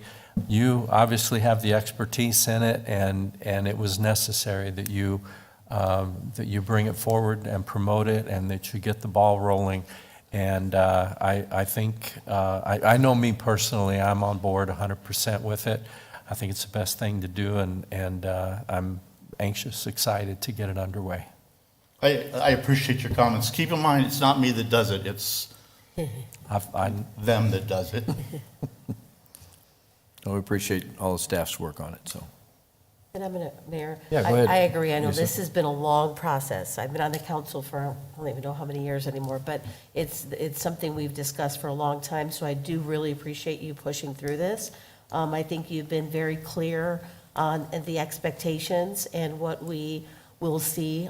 So wish you the best, on February 3rd, and I'm confident. I think we owe it to our citizens, and that's what we have to remember, is we're trying to provide better service, calls for service. And so that's the critical thing here, is making sure that we have quality emergency service to our community. So I appreciate everything, that the staff, and hope all goes well. Absolutely, thank you. Matt, do you have any comments? Since it I just want to thank the chief for taking the time to talk to me. Probably talk to everybody about it. I appreciate it. And this is very important for community service, the service to our community. So I'm looking forward to see how this goes. And again, I want to thank you for your perseverance on 450 days of doing this. So thank you very much. Thank you, Matt. Lisa, Donna, I'm sorry. I'm going to start that again. I just, I've talked to the chief as well, at length about this. I've done a lot of research about this, and I think it's not something that we want to do, it's something we must do. And so I'm looking forward to a good outcome on this, that's all. Anybody else? Any other comments? Thank you, Chief. Thank you guys for your support. So I'll entertain an ordinance number, please. Carla? I'm going to Ordinance. call you Gloria here before the night's out. Ordinance number 3322, an ordinance of the Council of the City of Casa Grande, Arizona, accepting the proposal from Gallagher and Kennedy, PA, to provide professional services on behalf of the City of Casa Grande Fire Department's application for a certificate of necessity to operate ambulance service within the city, authorizing the expenditure of public funds, and authorizing the execution of an agreement. Mayor McFarland, I move to approve ordinance number 3322 as presented.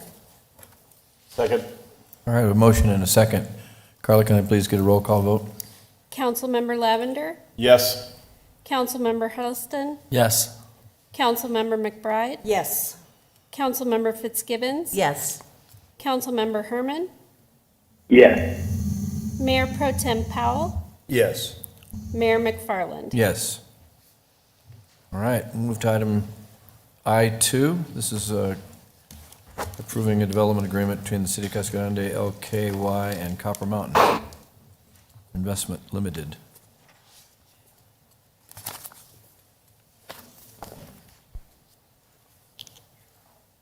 Mr. Mayor, I'll be presenting that this Oh. evening. Oh, it does say you. Sorry, Larry. I guess if I'd looked to the right, I wouldn't be looking at Paul. Mr. Mayor, members of the council, I know that the council has taken action on a variety of items related to the Arizona Sonoran Copper Mining Company acquisition, related primarily focused on zoning. This evening, staff is asking the mayor and council to consider a resolution approving the development agreement.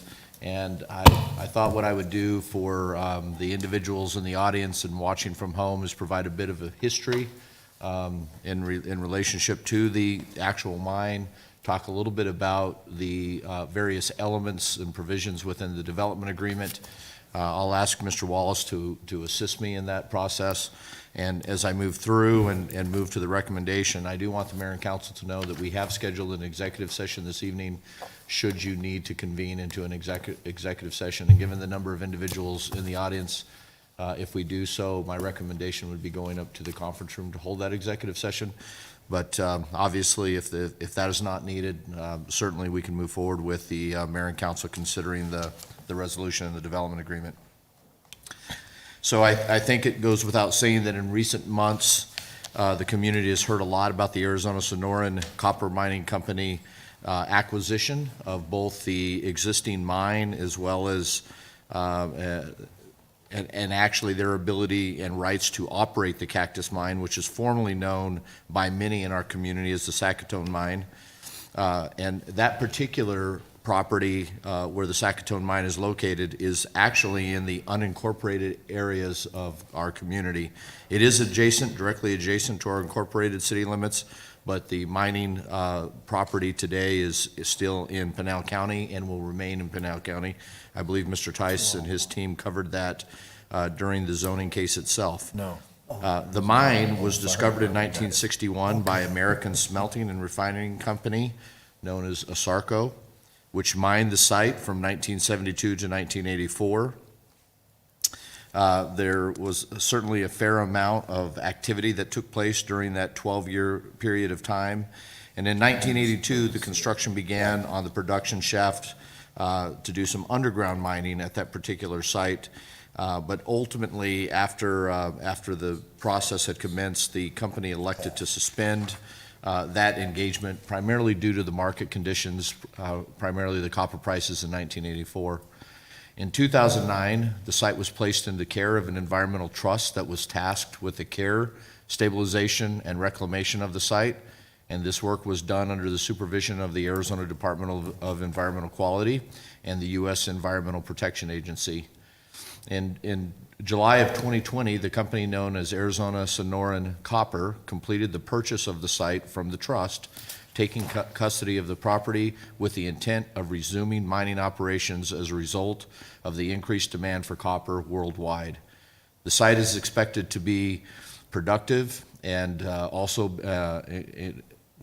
me step back there. The site is expected to be productive and also benefits from significant existing on-site infrastructure, including on-site power and water from prior operations.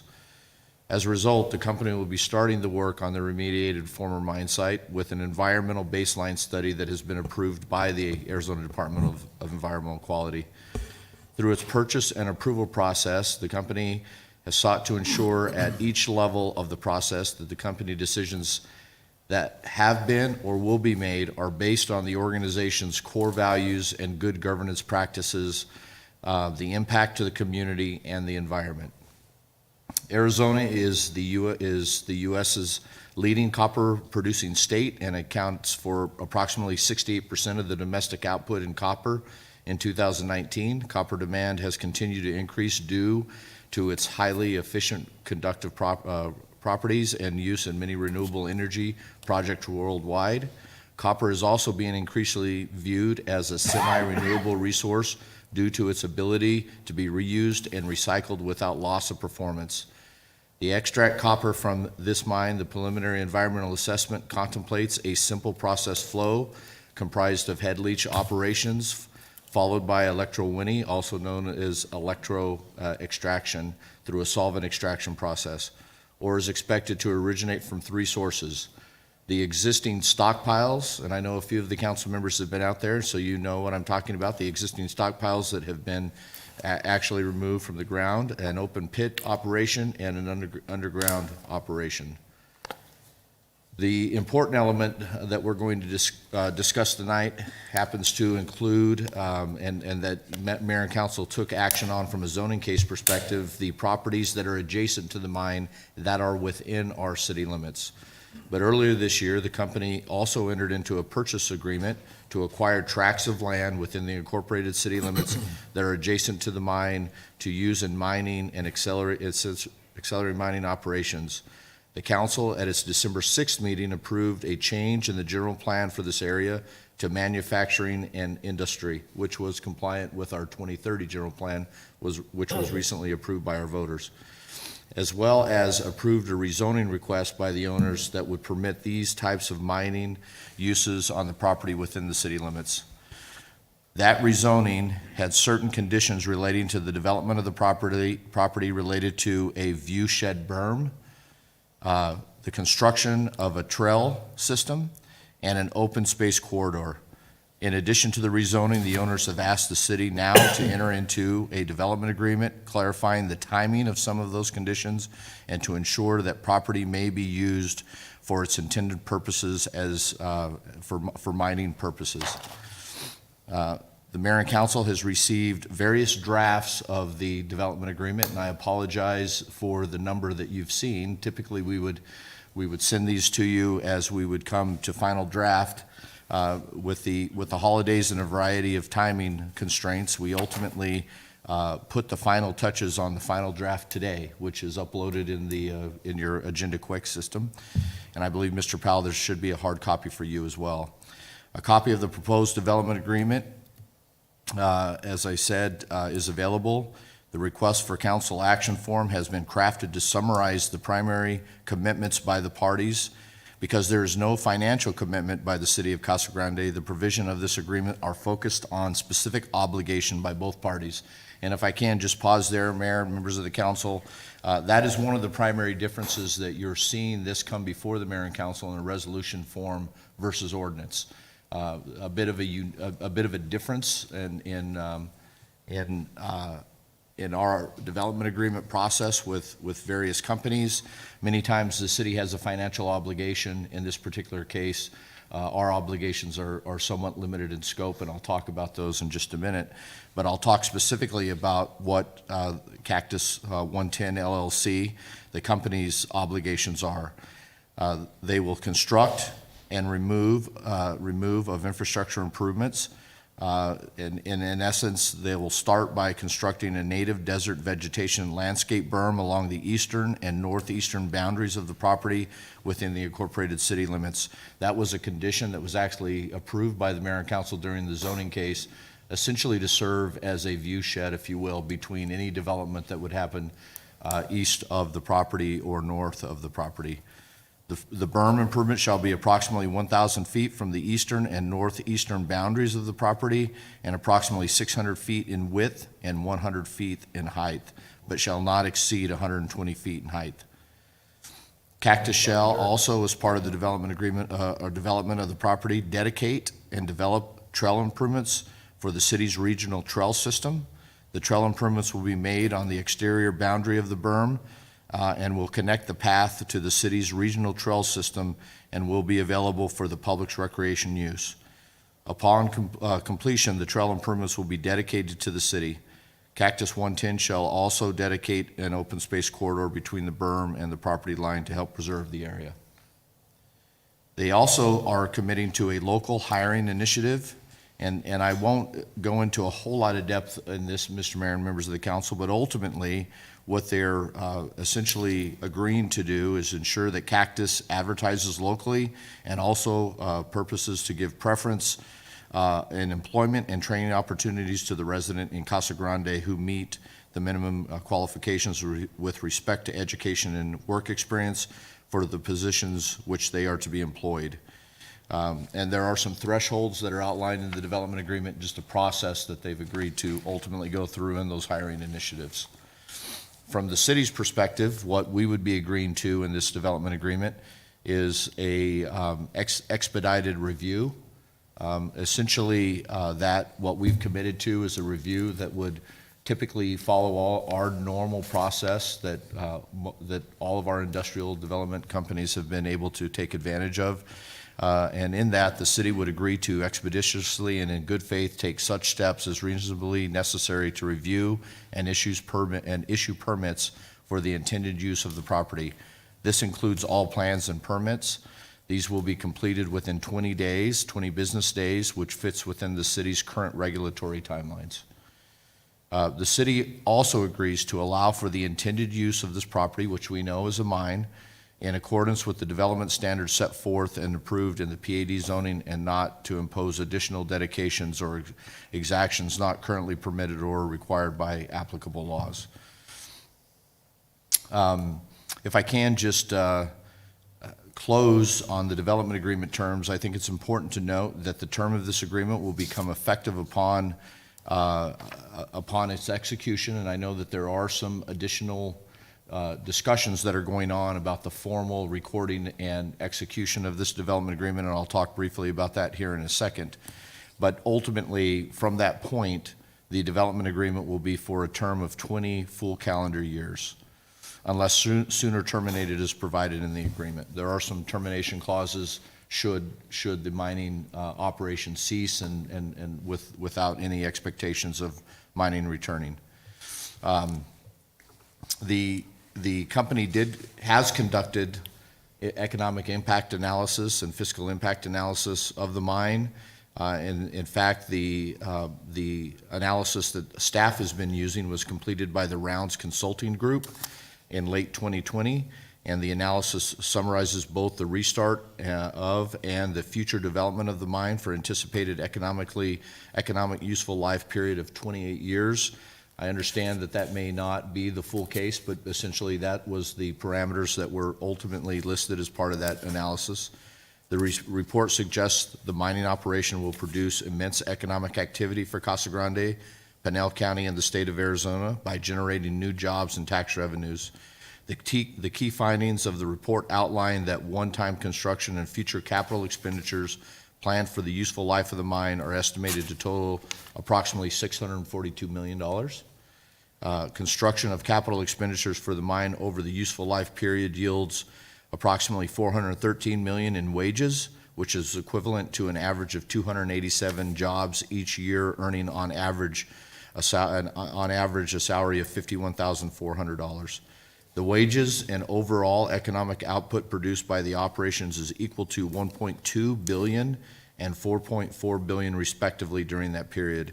And finally, new tax revenues to the state, county, and city are expected to total approximately $241.3 million, or an equivalent of $8.6 million annually with, at full production of this operations. And as I've pointed out, Mr. Mayor and members of the council, there's not a fiscal impact to the city. Essentially, we are agreeing to ensure that we're expeditiously reviewing the plans that come in for the area that is within the city limits. Mr. Mayor, members of the council, I'll pause at this point and entertain any questions, but again, if there's specific legal questions, I would, we do have the opportunity to adjourn into an executive session. And before I turn it over, Brett, is there anything that you can think of that I should add to this? No, Larry, I think Mr. Raines obviously has gone over the relevant terms of the development agreement, and from our standpoint, it is a pretty simple one compared to some that we do, right? There's no economic incentives, so we're really talking about clarifying some of the things in the zoning as far as when the berm would need to be built, when the trail would need to be dedicated. And that's the primary purpose of the development agreement.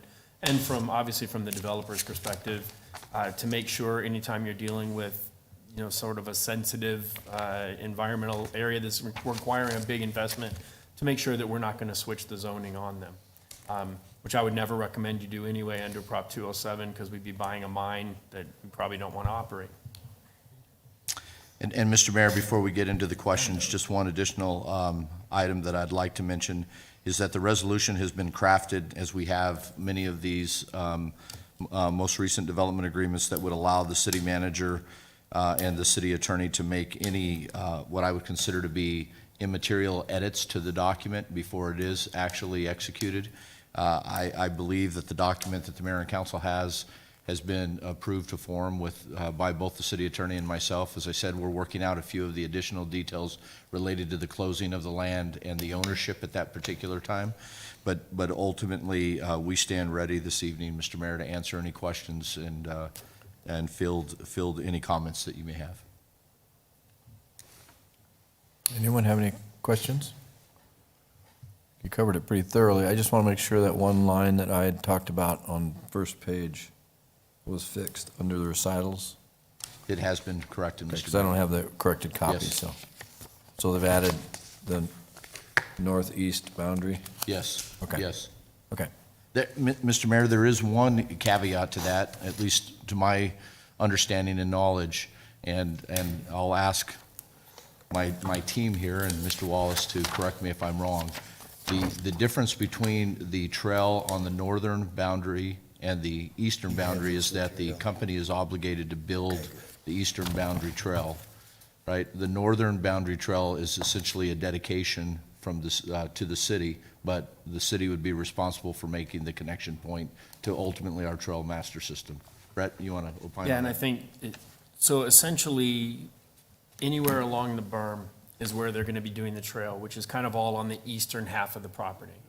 The only other spot that they kind of impact the trail is up on Val Vista, way on the west portion of the property. It's a couple of miles away from this trail piece.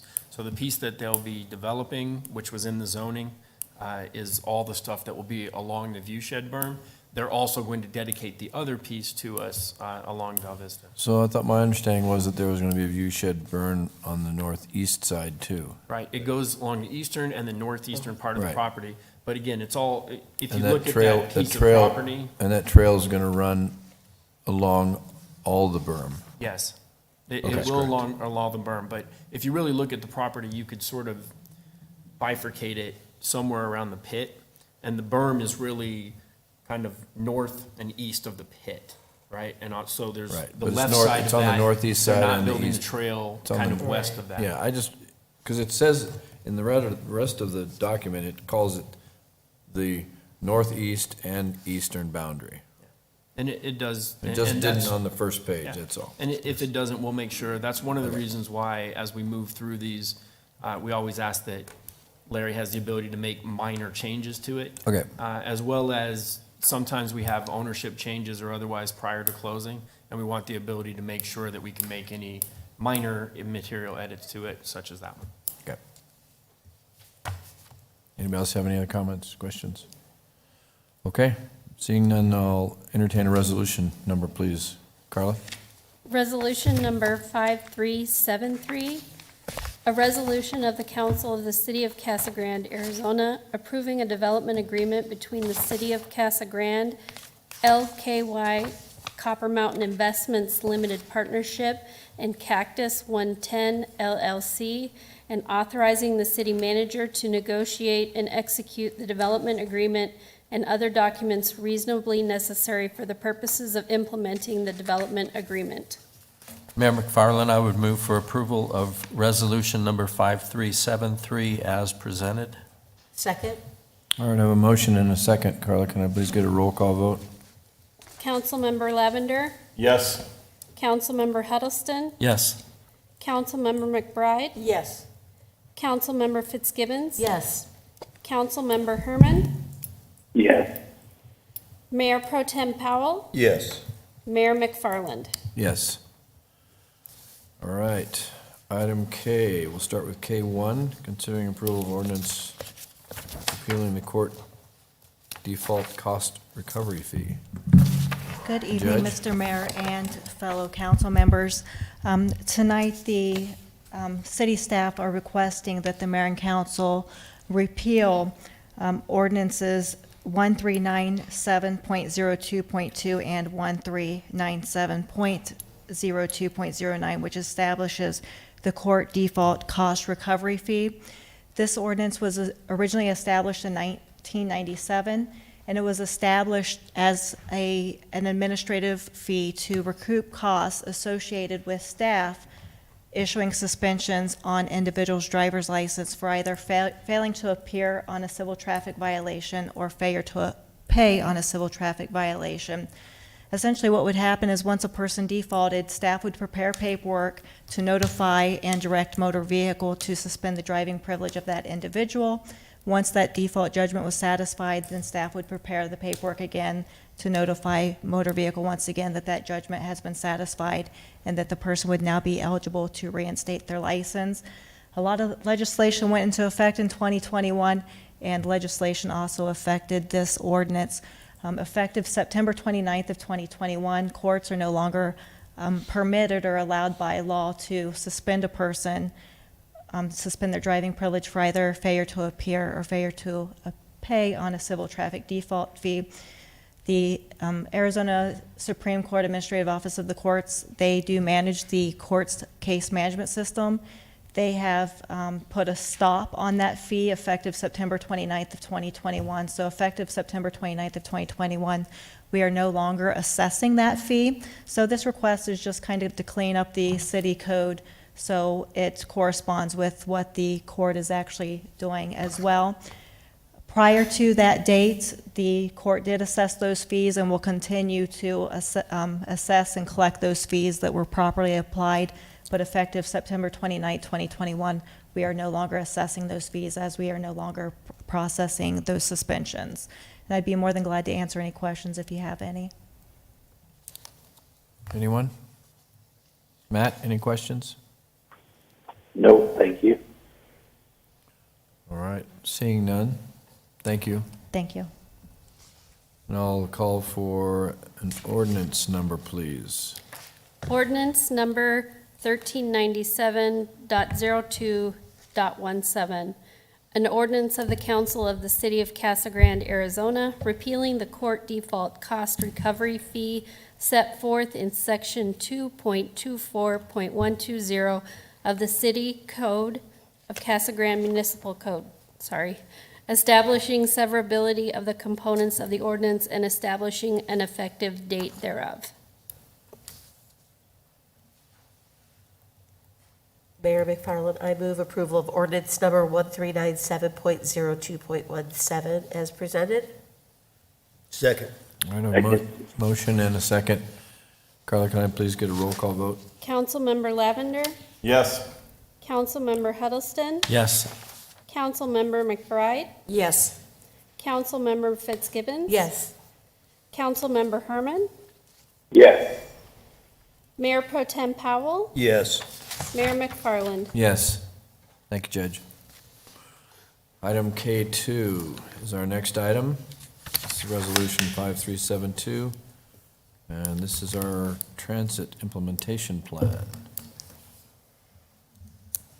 Mr. So, Dwayne? Mayor, council members, staff recommends the mayor and city council approve the near-term transportation implementation plan, hiring of a full-time transit manager to support the plan, and development of a request for proposals to engage a contractor to operate the service.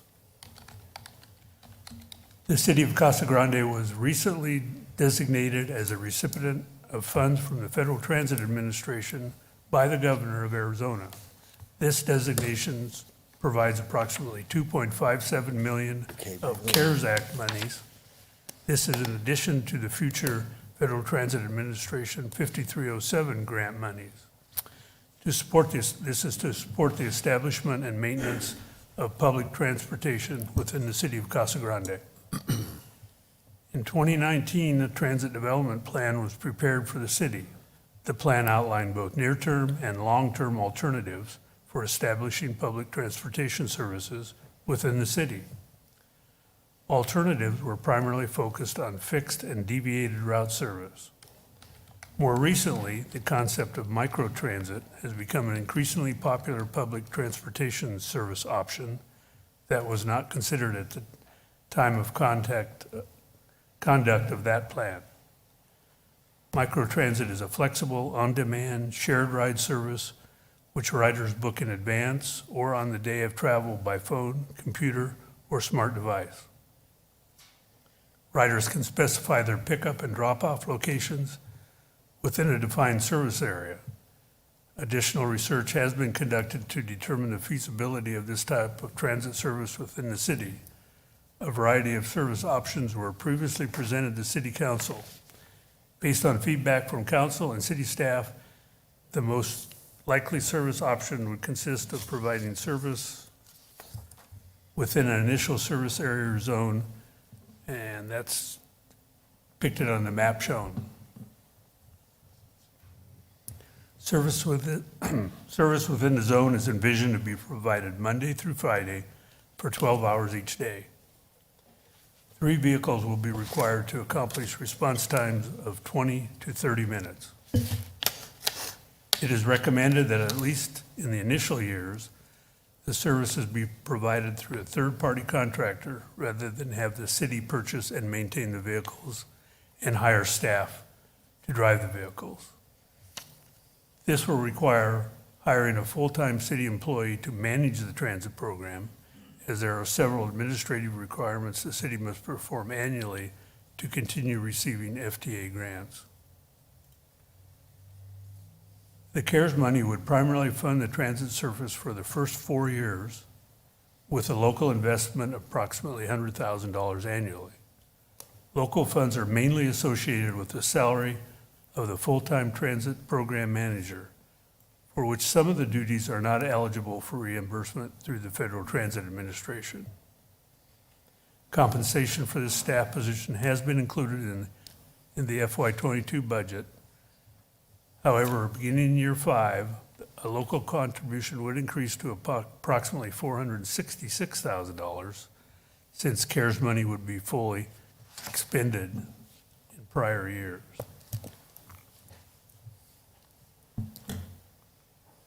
This slide provides a breakdown of the anticipated funding for the first 5 years of the transit program.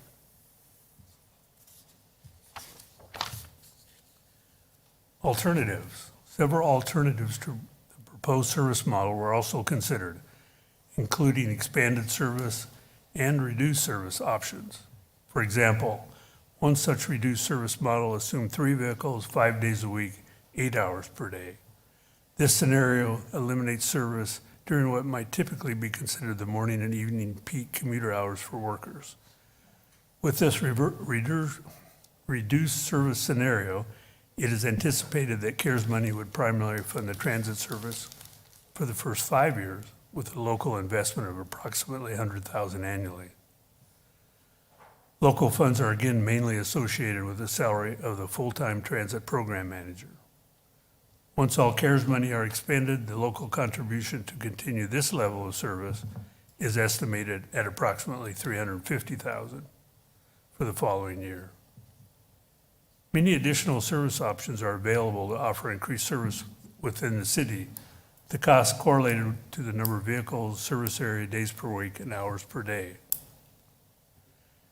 This slide shows some of the few potential cost options and an estimate of additional local funding that would be likely required in year 5 to provide this additional service beyond the initial service recommendation.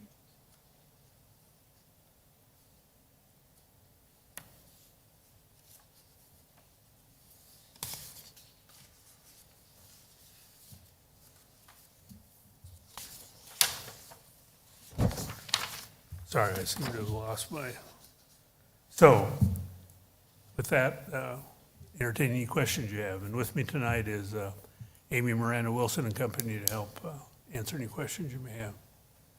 And once again, we are recommending that first option that I talked about, 12 hours a day, 5 days a week, 3 vehicles. Any comments? We've had a lot of discussion on this. Mr. Lavender? Dwayne, can you tell me what if approved tonight, what the timeline for implementation would be, your best guess? Yes, there's a lot of Federal Transit Administration things we need to do between now and when we can actually start the system. I'm going to say in the range of a year. So the 5-year would start at the end of that year, when we start rolling, right? Well, we will spend some money on the transit manager and stuff just right away, but the rest of that money, yes. You know, I received a couple comments about the transit coordinator. Would that person be assigned to your department, or would it be assigned to Community Services Department? So the current thought is it would be in Public Works. And if I can, Mr. Mayor, and to address Councilmember Lavender's question specifically, in our research of these new transit system programs, we find that it's very typical that the program would originate in the Public Works Department. We as a staff have had discussions.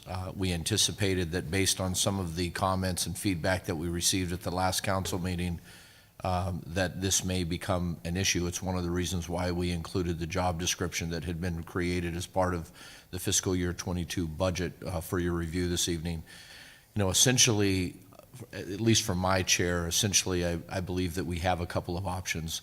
I'm not sure that to Mr. Itel's comment about moving it into community services or another department, that would prove to be any more effective than it would be with Public Works. However, we are looking at a model that would potentially house the transit manager in the city manager's office.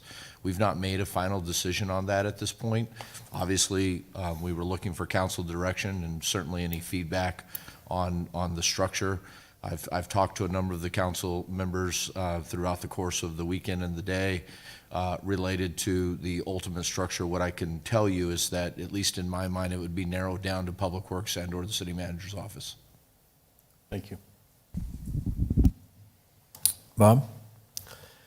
So, Mayor, I've voiced concerns about this project before, and I wanted to voice them once more, and it's going to sound like I'm not in favor of this, but I'm going to support it, mainly because Dwayne and Amy have bent over backwards trying to make adjustments to this, trying to form it into a project that is workable. But I wanted to state a couple of things. Number one, from my view, the number one reason to engage in public transportation is to reduce traffic, to get the number of cars on the road down to a minimum so that it's manageable. Our customer base for our program seems to be people that don't otherwise have a ride, and that's all well and good. I understand that, and I hope that we provide a service for those people that is usable and is appreciated by them. The other thing is the grant funding for this. I think rule of thumb is grant funding should be used to address a problem that's been identified, and we've exhausted other possibilities and ways to get the program that will address the problem off the ground. In this case, we seem to be looking at grant funding in search of a project. The money's out there, and we can use it, but it's very narrow, the things we can use it on. So I understand that as well. My other concern is that we have transit services to the east and to the west of us, and those entities, their big challenge seems to be getting people to ride the service. And so I think my concern, I would lower it from a fear to a concern, is that a year from now, 2 years from now, 3 years from now, we're going to be scratching our heads and saying, how do we get people to ride this? We've invested all these dollars and it's out there and people aren't riding it. But on the upside, as I said, Amy and Dwayne have worked very hard on this. I know there's support on council for this program, and I think there's support within the community as well. And the grant funding makes it a little more easy to swallow for me. It's kind of a no money down deal that we're getting, that we can get into this and see how it works. And if it doesn't, I'm assuming that the council would be on board with backtracking a little bit if it doesn't work. So I had specifically asked that this be brought back to council because I wanted to voice those concerns. I didn't want to just vote yes on it without an explanation. But all that being said, I am supportive of it, and I will be voting yes tonight. Okay, Thank you. Lisa? And Bob, and I appreciate the comments. Of course, being on this committee for several years, these have been concerns that the committee has expressed through the whole process also. And I agree. I think Dwayne and Amy and several other staff members have really taken a look at what the true need is and how can we adjust and use some of the grant funding to satisfy the needs of our community. So I think that, the ridership thing is critical, and I think it goes to what Larry said on who takes this project on. We all got a couple emails from people that are concerned on which department. And are we going to, is that person going to make this a priority? And I think that's what's important to me, is making sure that wherever this lands, even though we're saying, hey, if it doesn't work, we understand that we might have to, if we have to, get rid of it or make some changes, but we want it to succeed. So whoever is going to take this project on, whichever department, to me, this is critical. Let's make sure that we're putting all of our energies into making it successful. When I sat in some of those community meetings, and there's definitely a need. People can't get around. They don't have, they have one vehicle for, 8 people in their house. There's handicapped people that can't get around. So I heard the need from the community. So I really hope whoever that transit manager is and whatever department, we need to know that this is a priority, and we want to make it successful so we can, satisfy some of the needs and demands of our community. But I appreciate your concerns because I think it's something that we've all had. So thank you. Anyone else? Mayor? Yeah, Matt? Yeah, I want to thank Bob for bringing up those concerns, and that's a good word for it. I remember a couple of years ago, I was against some sort of transit program. I remember sitting in a meeting with Ralph Varela specifically, and he spelled out some needs in the community that I wasn't aware of, and I appreciated that. And along with Bob, I'd like to see, after last meeting's presentation, when they talked about analyzing the data, analyzing the data the whole time to make sure we're doing the right thing and get that ridership. And another thing I want to make sure they concentrate on is getting people to and from work, getting them to jobs, which I think was one of the big things for me about having some sort of transit system. And I want to thank them for going after the grants and everything. So I'm hoping this is successful. All right, thank you, Matt. And I just a couple of comments from me. I know Larry and I had this conversation today about where this might reside. Ultimately, it probably belongs in Public Works, or in Kevin's area. But I think at the start, as we analyze this data and we're looking at, ridership and trying to get ridership and all the things we want to do to make it successful, that might reside better in the city manager's office, where it can be, coddled a little bit, and kind of brought up to speed, especially with maybe one of Larry's staff who this would be a big deal for him to kind of handle and have another person to manage. So we've had that conversation. I think, at least that from my perspective, that's kind of where I'm leaning. And because I too have concerns about transit, because I think as technology changes, transit's going to change. So, we have to keep our eye on this. In 5 years from now, this may totally look different. We could have autonomous vehicles going out and driving around and picking up people. So it is a changing environment. I think that we need to try it, because I think there is a need out there. I don't think this is throwing money at and trying to find a need. I might disagree with you on that comment, Bob, but I do think that there is a need. I have talked to many people, and it's more about the need for the folks who really don't have a way to get around. And we have a lot of them here in town, and they live in this corridor that's been identified. So the corridor, I think, is good. I think that we just need to get this out, get it communicated somehow, and get them able to, call us up and ask for a ride in the end. So, all right, well, I appreciate everybody's comments, and then I'm going to go ahead and call for a resolution, please.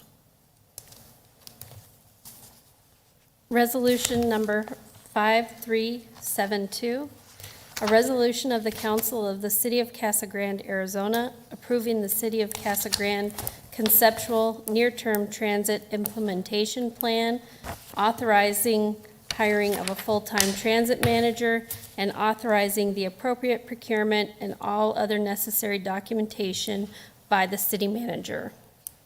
Mayor McFarland, I move to approve resolution number 5372 as presented. Second. All right, I have a motion and a second. I did want to read into the records a letter of support that I did get from Ralph Varela. He wanted to make sure that, to thank council for looking at this initiative. Ralph's been a big fan and supporter of transit for a long time, so he just wanted to share his support for the mobile transit hybrid. So, all right, can I get a roll call vote, please? Carla? Councilmember Lavender, Yes. Councilmember Huddleston, Yes. Councilmember McBride, Yes. Councilmember Fitzgibbons, Yes. Councilmember Herman, Yes. Mayor Pro Tem Powell, I have a couple of questions. The money that's in this for 5 years, where it has local contribution, where does that come from? Does that come from the city or just? Yes, just Mr. plain Mayor, out of the city?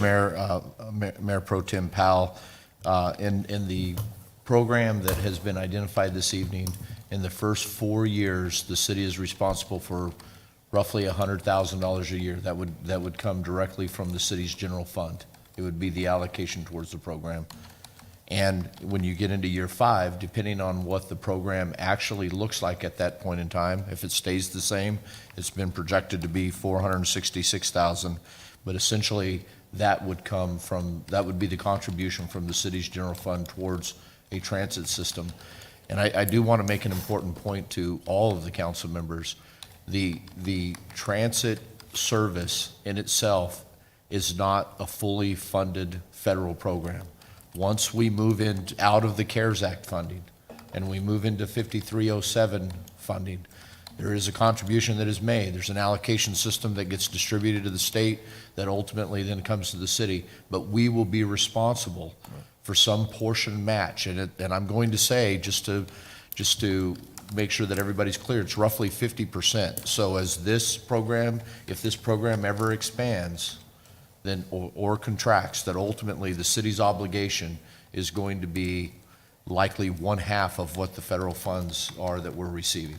But at least in my mind, what staff has attempted to do is give the council and the community a bit of a runway to better understand what the ridership is and what this particular service boundary would be, and many of the things that the council talked about tonight, the cooperation with our industry, the cooperation with other transit providers, building a system that ultimately best fits the needs of our community. But ultimately, I guess the message that I'm sending is twofold. Number one is that there is an obligation on the part of the city to get into the transit business. And number two, and that will be coming from our general fund. And number two, that at least in my estimation, this will be a program that we begin to evaluate within the first year of operations to determine a number of components that ultimately will come back before council annually to determine the type of contribution you want to make to transit. Are we, when we approve this, then we're stuck with the 5 years? No. No. No, we are not. We essentially are looking at this as a year-to-year type of a program. I say that knowing that on many occasions, when a government offers a service, it becomes somewhat difficult to narrow that down. And I recognize that ultimately those are variables that staff and the mayor and council have to consider when we're starting a new program of this nature, which is why I'm trying to be very cautious to all of you on our financial obligation. But essentially, at least in my view, what we will do with the money that we've received through the CARES Act, it will give us a bit of an opportunity to evaluate the system, our ridership, and ultimately determine the amount of contribution that we feel comfortable making as a city, and number two, that will essentially meet the needs of our residents in the community. But to answer your question, Mr. Powell, the answer is no. Yes, it did. I won't be around for year 3, but I think by year 3, hopefully you would have an indication Yes. of how it's doing and how it's going. I'm not going to vote on this. I'm going to just pass it on. I don't want to vote against it, and I don't want to vote for it, so. Can you abstain? I'm going to abstain, yeah. I got stained anyway. I can never make someone vote. You know, your charter does say that unless you have a conflict, you're supposed to vote, but, you know, I've seen people walk off the dais when they don't want to vote as well, so you ultimately can determine how you Okay. want to go. Technically, it should be a vote, but Well, Mr. Powell doesn't elect to vote. I can't force it. It's a non-vote. Not a no vote, but a non-vote. Mayor McFarland? Yes. Okay. First time. Yeah. All right, now we'll move into our public hearings. Next item is L1. This is an amending zoning ordinance and a multifamily residential R2 property. Planning and Zoning Department. Thank you, Amy. Thank you, Dwayne. Thank you, Irene.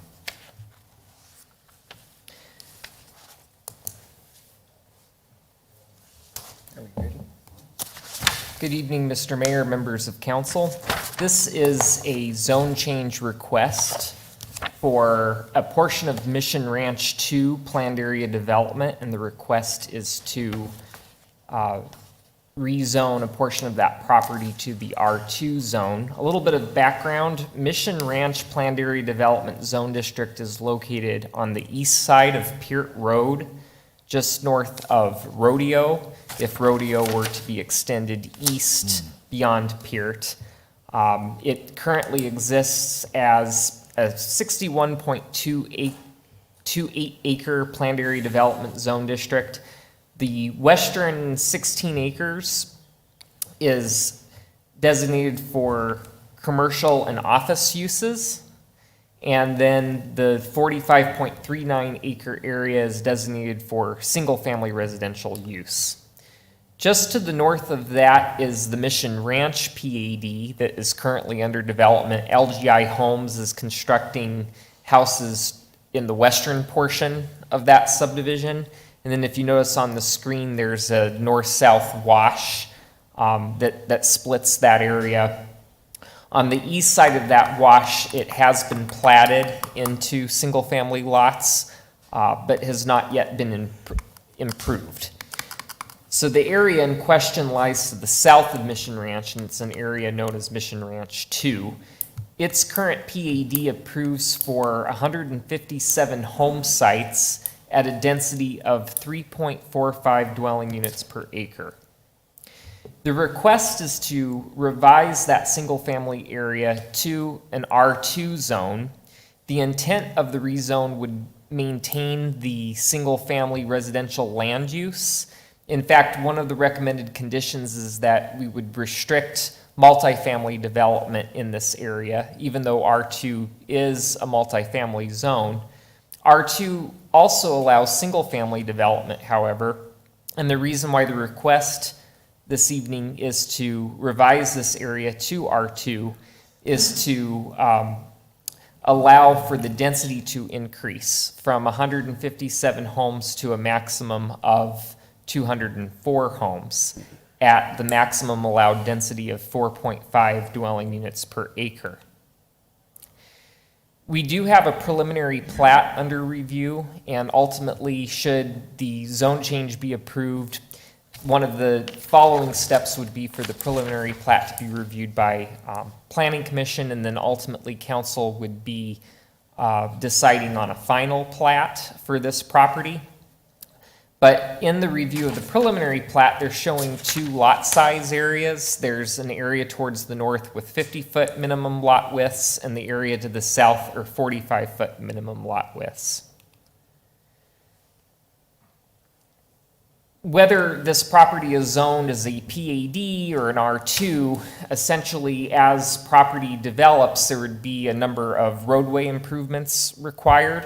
So there would be the extension of Rodeo Road east of Peart Road to accommodate development. It would be half-street improvements leading to whatever area is to be developed. And then the half-street for Arizola Road on the east would be constructed. And if you notice, it does propose a tie-in to the Mission Ranch neighborhood to the north via Whittier Lane. The reason for the zone change request is that this property does have certificates of assured water supply. Currently, the number of certificates are for 157 home sites. Due to recently passed state legislation, these certificates can potentially be increased. The developer has indicated that based on new analysis, they can increase the number of water certificates to 204 without using any additional groundwater, which is the key behind that state legislation. No additional groundwater can be withdrawn, but due to new innovations in fixtures and faucets and more conservative landscaping, an increase in certificates can be sought. The Casa Grande General Plan 2030 Neighborhoods Land Use Designation does indeed allow for a maximum of 4.5 dwelling units per acre, so therefore 204 would be the maximum number allowed. That's based on what density? 4.5 dwelling units per acre. Okay, not 4.6. Correct. Right. And that's a good point to make, that even if the Arizona Department of Water Resources determined that they could get 220 lots, they wouldn't be allowed to go forward with that based on our density maximum of 4.5. It would limit them to 204 lots.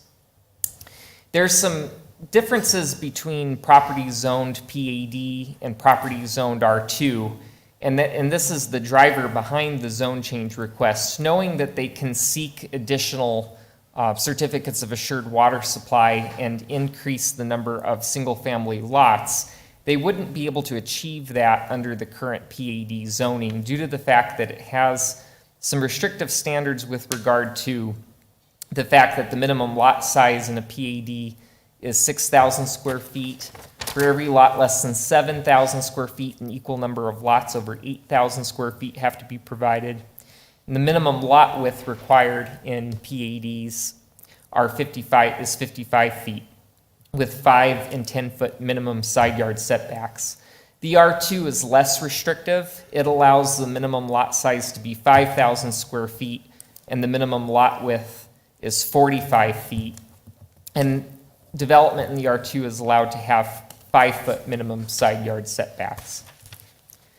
To capture some of the design quality that we see in PAD zones while allowing for an increase in lots, staff and Planning Commission has recommended a number of conditions to help ensure quality design.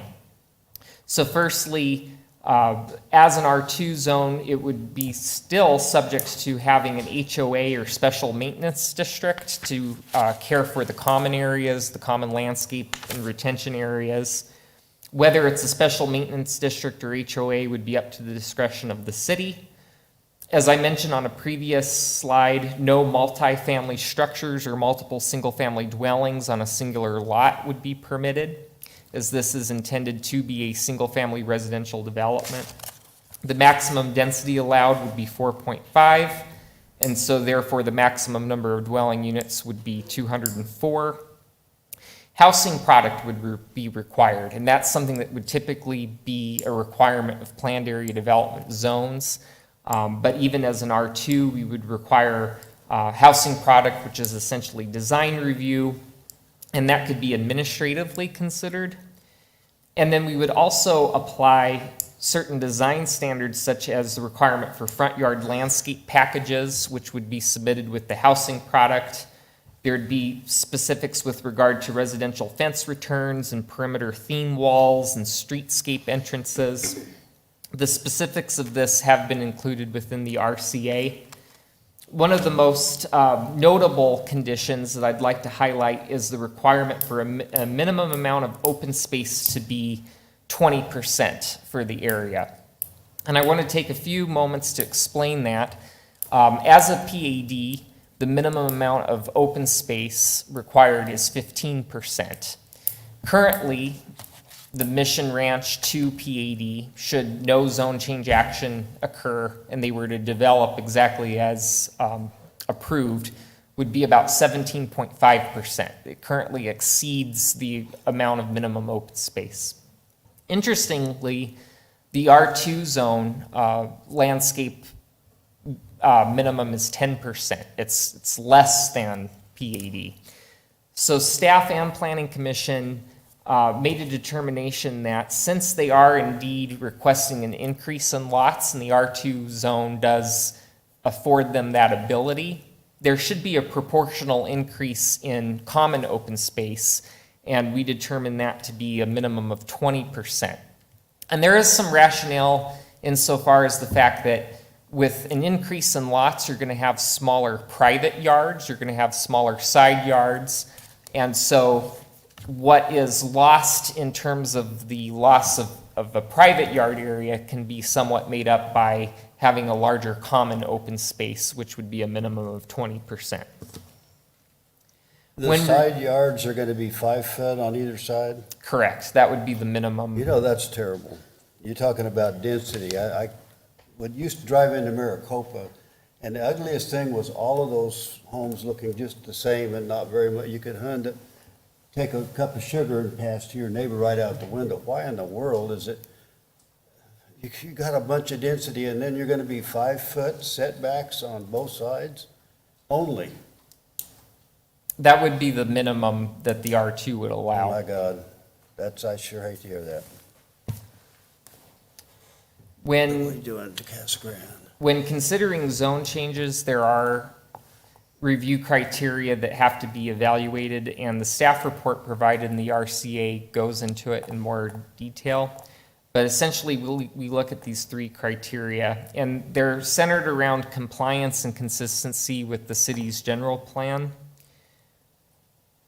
And this area is within the neighborhood's land use, which does allow single-family residential developments with a maximum density of 4.5. As I mentioned, currently the density is 3.45, so it would increase by a little over 1 dwelling unit per acre. And we also look at whether certain land use elements and goals are met. There is an applicable element within the general plan that talks about increasing the range of housing choices and products available to all members of the Casa Grande community. And one of the action steps is to increase the amount of medium-density housing. At 4.5 dwelling units per acre, that's still not technically considered medium density, but it would certainly be an increase in density when considering what the currently approved density for that area is. Regarding the public notification process, it did meet, if not exceeded, that which is required by the code. There were no public comments as a result of the public notification efforts, except for the owner of the property, who did provide a letter which has been included in your RCA, expressing opposition to the requirement of the minimum of 20% landscaping. He contends that 15% is more than adequate. And I'd be happy to further elaborate on the details of that letter if you had some specific questions about it, but it has been included for your consideration. Staff and Planning Commission do recommend that City Council approve this zone change for Mission Ranch 2, subject to these conditions that I explained this evening and have been further elaborated in your RCA. And that concludes my presentation. Mr. Lavender? James, can you go back to the community map, please? I'll keep going, please. Yeah. Do we have any other developments where they are back-to-back? Where you have R1 back-to-back to R2 like we do in the slide here on the right, where backyards are not going to be evenly aligned in Casa Grande? Isn't there normally a separation from R1 to R2 neighborhoods? Mr. Mayor, Councilmember Lavender, so technically the area to the north is PAD, not R1. Yeah.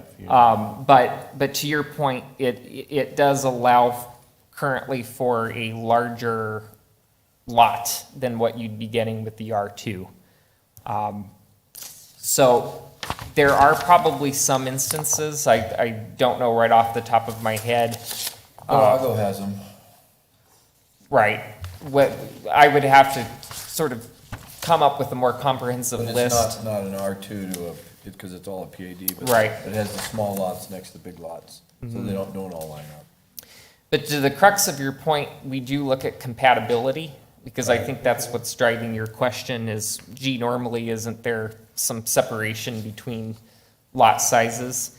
One of the things that I would point out is that at least based on the pre-plat, they're proposing their wider lot product to the north. So that would potentially be more of a benefit because the minimum lot widths to the north are 55 feet.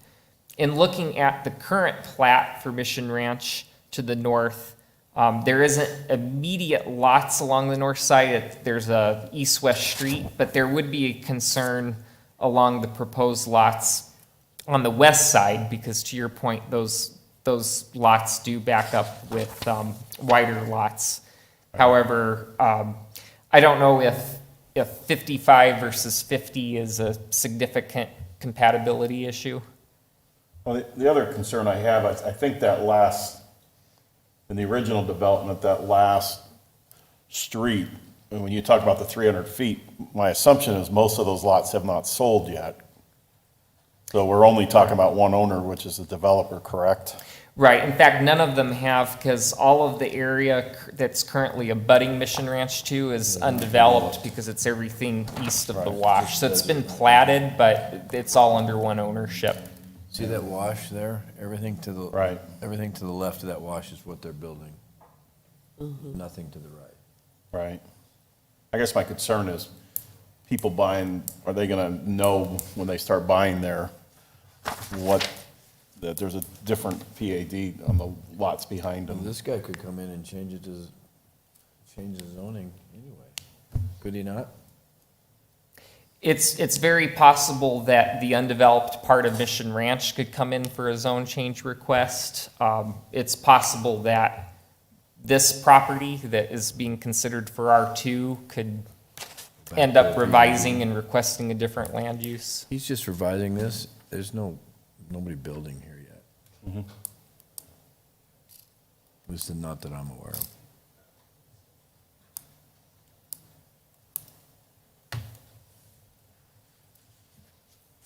These guys are just trying to maximize the lots.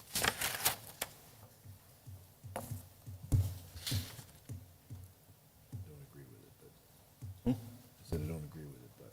I don't either. Any other comments or questions on this? Mr. Powell? This would be single family only? Yes. Mr. Mayor, Councilmember Powell, correct.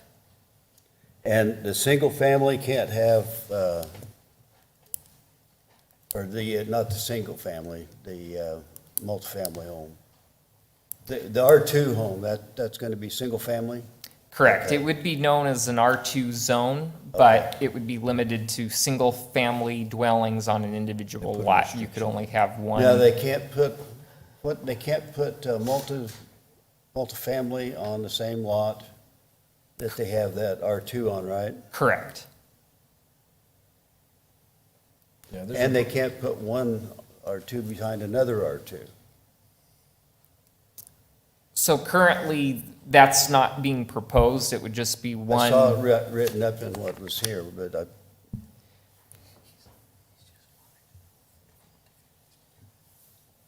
So multifamily would be prohibited here It's one of the conditions. due to the recommended conditions. One of the things to consider too, when you look at existing R2 zones throughout the city, it wouldn't automatically mean that a duplex is allowed or multiple single-family dwellings could be constructed on that lot because there's certain minimum lot sizes that would have to be met. You have to have at least, for example, at least a 6,000 square foot lot to have a duplex, and the lot itself would have to be at least 70 feet wide. So if this were to be platted as proposed, even without that condition, they would have an inability to construct duplexes just because of the mere fact that they're not proposing lots the size or the width to allow that. But we're recommending a condition that specifically restricts multifamily development just because there's no way to guarantee that a future replat might occur or a different configuration of lots might occur that wasn't being contemplated at this time that could eventually lead to multifamily development. So we're cutting that off at the pass by putting a condition of record in the recommendation that would limit it to, that would basically restrict multifamily development. There are other uses allowed in the R2 other than single family. With the approval of a conditional use, someone can propose a religious institution, a school, but that would be subject to a separate application and evaluated based on specific criteria associated with the conditional use permit process. how many single-family homes could be on one of those lots? So only one per lot would be allowed, That's what I so thought, it would basically be limited to a maximum of 204 based on the density. Bob? James, I think you kind of presented the open space as kind of a question for the council to address, and in supporting the required 20% open space. And I just wanted to chime in on that. We've seen this before. We've seen the PADs come in requesting R2, and that requirement to have 20% open space has been consistent. Consistent, so I don't know if we need to address that other than approving the ordinance, but I think it's, I'm certainly in it's in support the of rule, that. it's in there, it's in the guidelines. That's so. what planning wanted, was 20%. Well, and that's what we're getting, isn't Yeah, it? we're getting Yeah. 20%. Yeah, that's what they're. Okay, any other questions? Well, and I appreciate them pushing that, Yeah. continuing to push the 20%, because obviously you had a pushback from the owner here, so hopefully they understand. And, we talk so much about variety of housing choices, and I think that, again, this is an option. Not everyone, people don't have to live here, but I'm curious, of course, we're reading articles on real estate and where, how much houses cost these days, and, I think I just read something, wasn't it just recently, like the average home in Casa Grande now has gone up to $340,000, and, our salaries going up, at the same rate, but, would it help us to understand, 'cause, we talk about the demand, and are people gonna buy this? Like, who wants, I heard you say it, who wants to live there when it's five foot, but people do. So I'm just curious if there's something out there that you can provide us that shows the demand, that shows, I'm not in real estate. You are, so you probably see this, and I read articles, I pay attention, but is there something we can take a look at that shows that this is a demand, that shows that people want this type of housing product, that it's not just us just giving in to, these guys coming in. So I don't know, Yes, if it there's is. something you can provide us, because we're seeing this R2 request come up a little bit more, and, the smaller acres, or dwellings per acre. So I find it would be helpful to just maybe have some type of research that shows that this is demand, and, it helps our community. How compatible are they, how close are they to other developments? That's a development right there. Yeah, and now is that a filled development right now? It's almost filled, yep. What is that? Is that, That is, what's it called? What's the builder? So Is that LGI Homes is LGI. constructing This in is there. LGI. The lots LGI. probably vary in size. The minimum in there is gonna be 55 feet with 5 and 10 setbacks.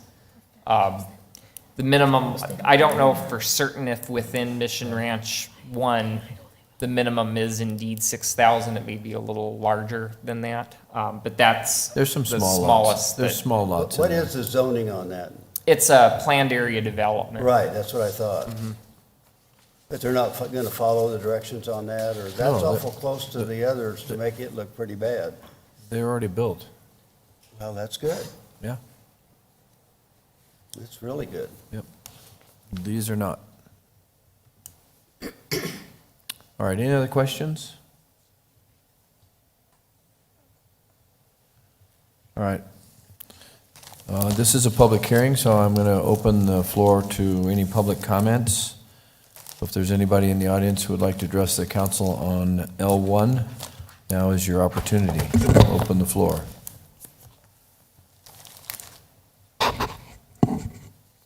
Okay, not seeing anybody run up the podium, then I'll close the floor, and I will call for the ordinance number, please. Carla. Ordinance. I didn't mess up yet. Ordinance number 1178.241.1, an ordinance of the Council of the City of Casa Grande, Arizona, amending zoning ordinance number 1178 and its subsequent amendments by changing the zoning from planned area development, PAD, to multifamily residential, R2, on property generally located east of Peart Road and north of Rodeo Road in Casa Grande, Arizona.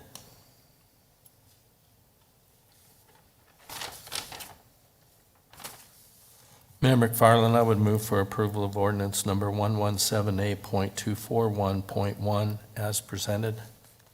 Second. All right, I have a motion and a second. Can I please get a roll call vote? Carla? Councilmember Lavender, No. Councilmember Huddleston, Yes. Councilmember McBride, Yes. Councilmember Fitzgibbons. Yes? Councilmember Herman, Yes.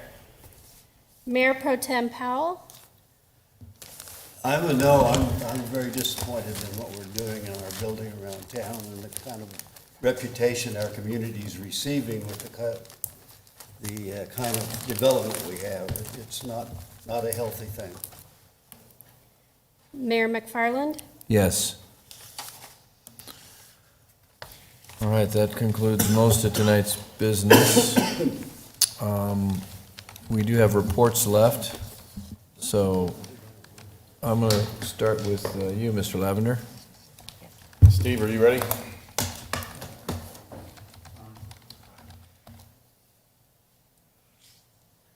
I wanted to share a picture. Mr. Raines came out to our Be Extraordinary Ball celebration on Friday, December 17th. It was an honor to recognize Larry for his extraordinary work with our city and have him congratulate our students as well.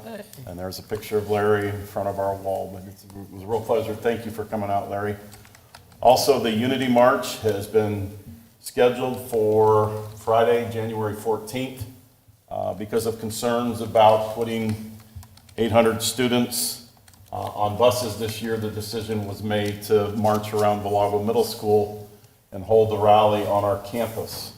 And some students from Cactus and Cascaron Middle School will be bussed over as well. So we anticipate probably between 900 and 1,000 students participating. They'll be seated outside with appropriate distancing, but the mayor has agreed to come out and do the welcome, so we're looking forward to the mayor speaking, and then Reverend Anthony Edwards will do the keynote. The theme this year is Dr. King's Beloved Community, talking to students about that concept of beloved, and then the Cascaron Alliance will be sponsoring Voices contest as a follow-up to that, leading also into a youth conference involving student leaders from all three of the campuses to talk about that concept of a beloved community. So, All right. Thank you, Mr. Lavender. Ms. McBride? Only thing I have is the DUI task force was out on New Year's Eve. About 65 to 70 first responders were out working, and we had, besides Cascaron Police and Fire, we had DPS, Eloy, and the Sheriff's Department all here. We made the council chambers a kind of a makeshift dining room, and they were here, and they did a great job. It was a cold, rainy night, but they did a great job. And that's it. Thank you, Donna. Mr. Powell? I don't really have a comment tonight. Thank you. Okay, Lisa? And I just want to thank Donna and her husband Mike for providing the meal. I saw that. You guys, you didn't tell us that, but thank you for doing that. And I don't have much. Happy New Year. Looking forward to a great year. Of course, COVID is still here. I'm being cautious here with my mask, but hopefully everyone stays safe. If you're feeling sick, make sure you stay home. And the only other thing is the point in time count for the homeless is on January 27th. So if anyone's interested, Mary Ellen is starting to coordinate that. So if anyone would like to participate, it's always a great day. That's it. Great. Bob? Nothing to report, Mayor. Thank you. Everything going good? Your treatments? Yeah, Good. going well. Good. I've got a couple things. Yes. Forget Matt? Oh, Matt, sorry. No problem, Mayor. Thank you. Out of sight, out of mind. Yep. I just want to thank Donna and Mike. They do that every year, cook the barbecue for the first responders on New Year's Eve. And also, I know I have another meeting before then, but the Street Fair and Car Show coming up January 22nd, 23rd on Main Street downtown. So if you want to register for that, now's the time. Thank you. Happy New Year. Thank you, Matt. A couple things. One, I wanted to give a shout out. It's not often we get complimentary letters, but we did from one of our construction folks that works with the city on a project that he's working on, and it's actually a project out at Cardinal Glass, and it's Rusty Riggs from Capital R, anyway, I wanted to give a shout out to really Public Works, Kevin, your team working on that.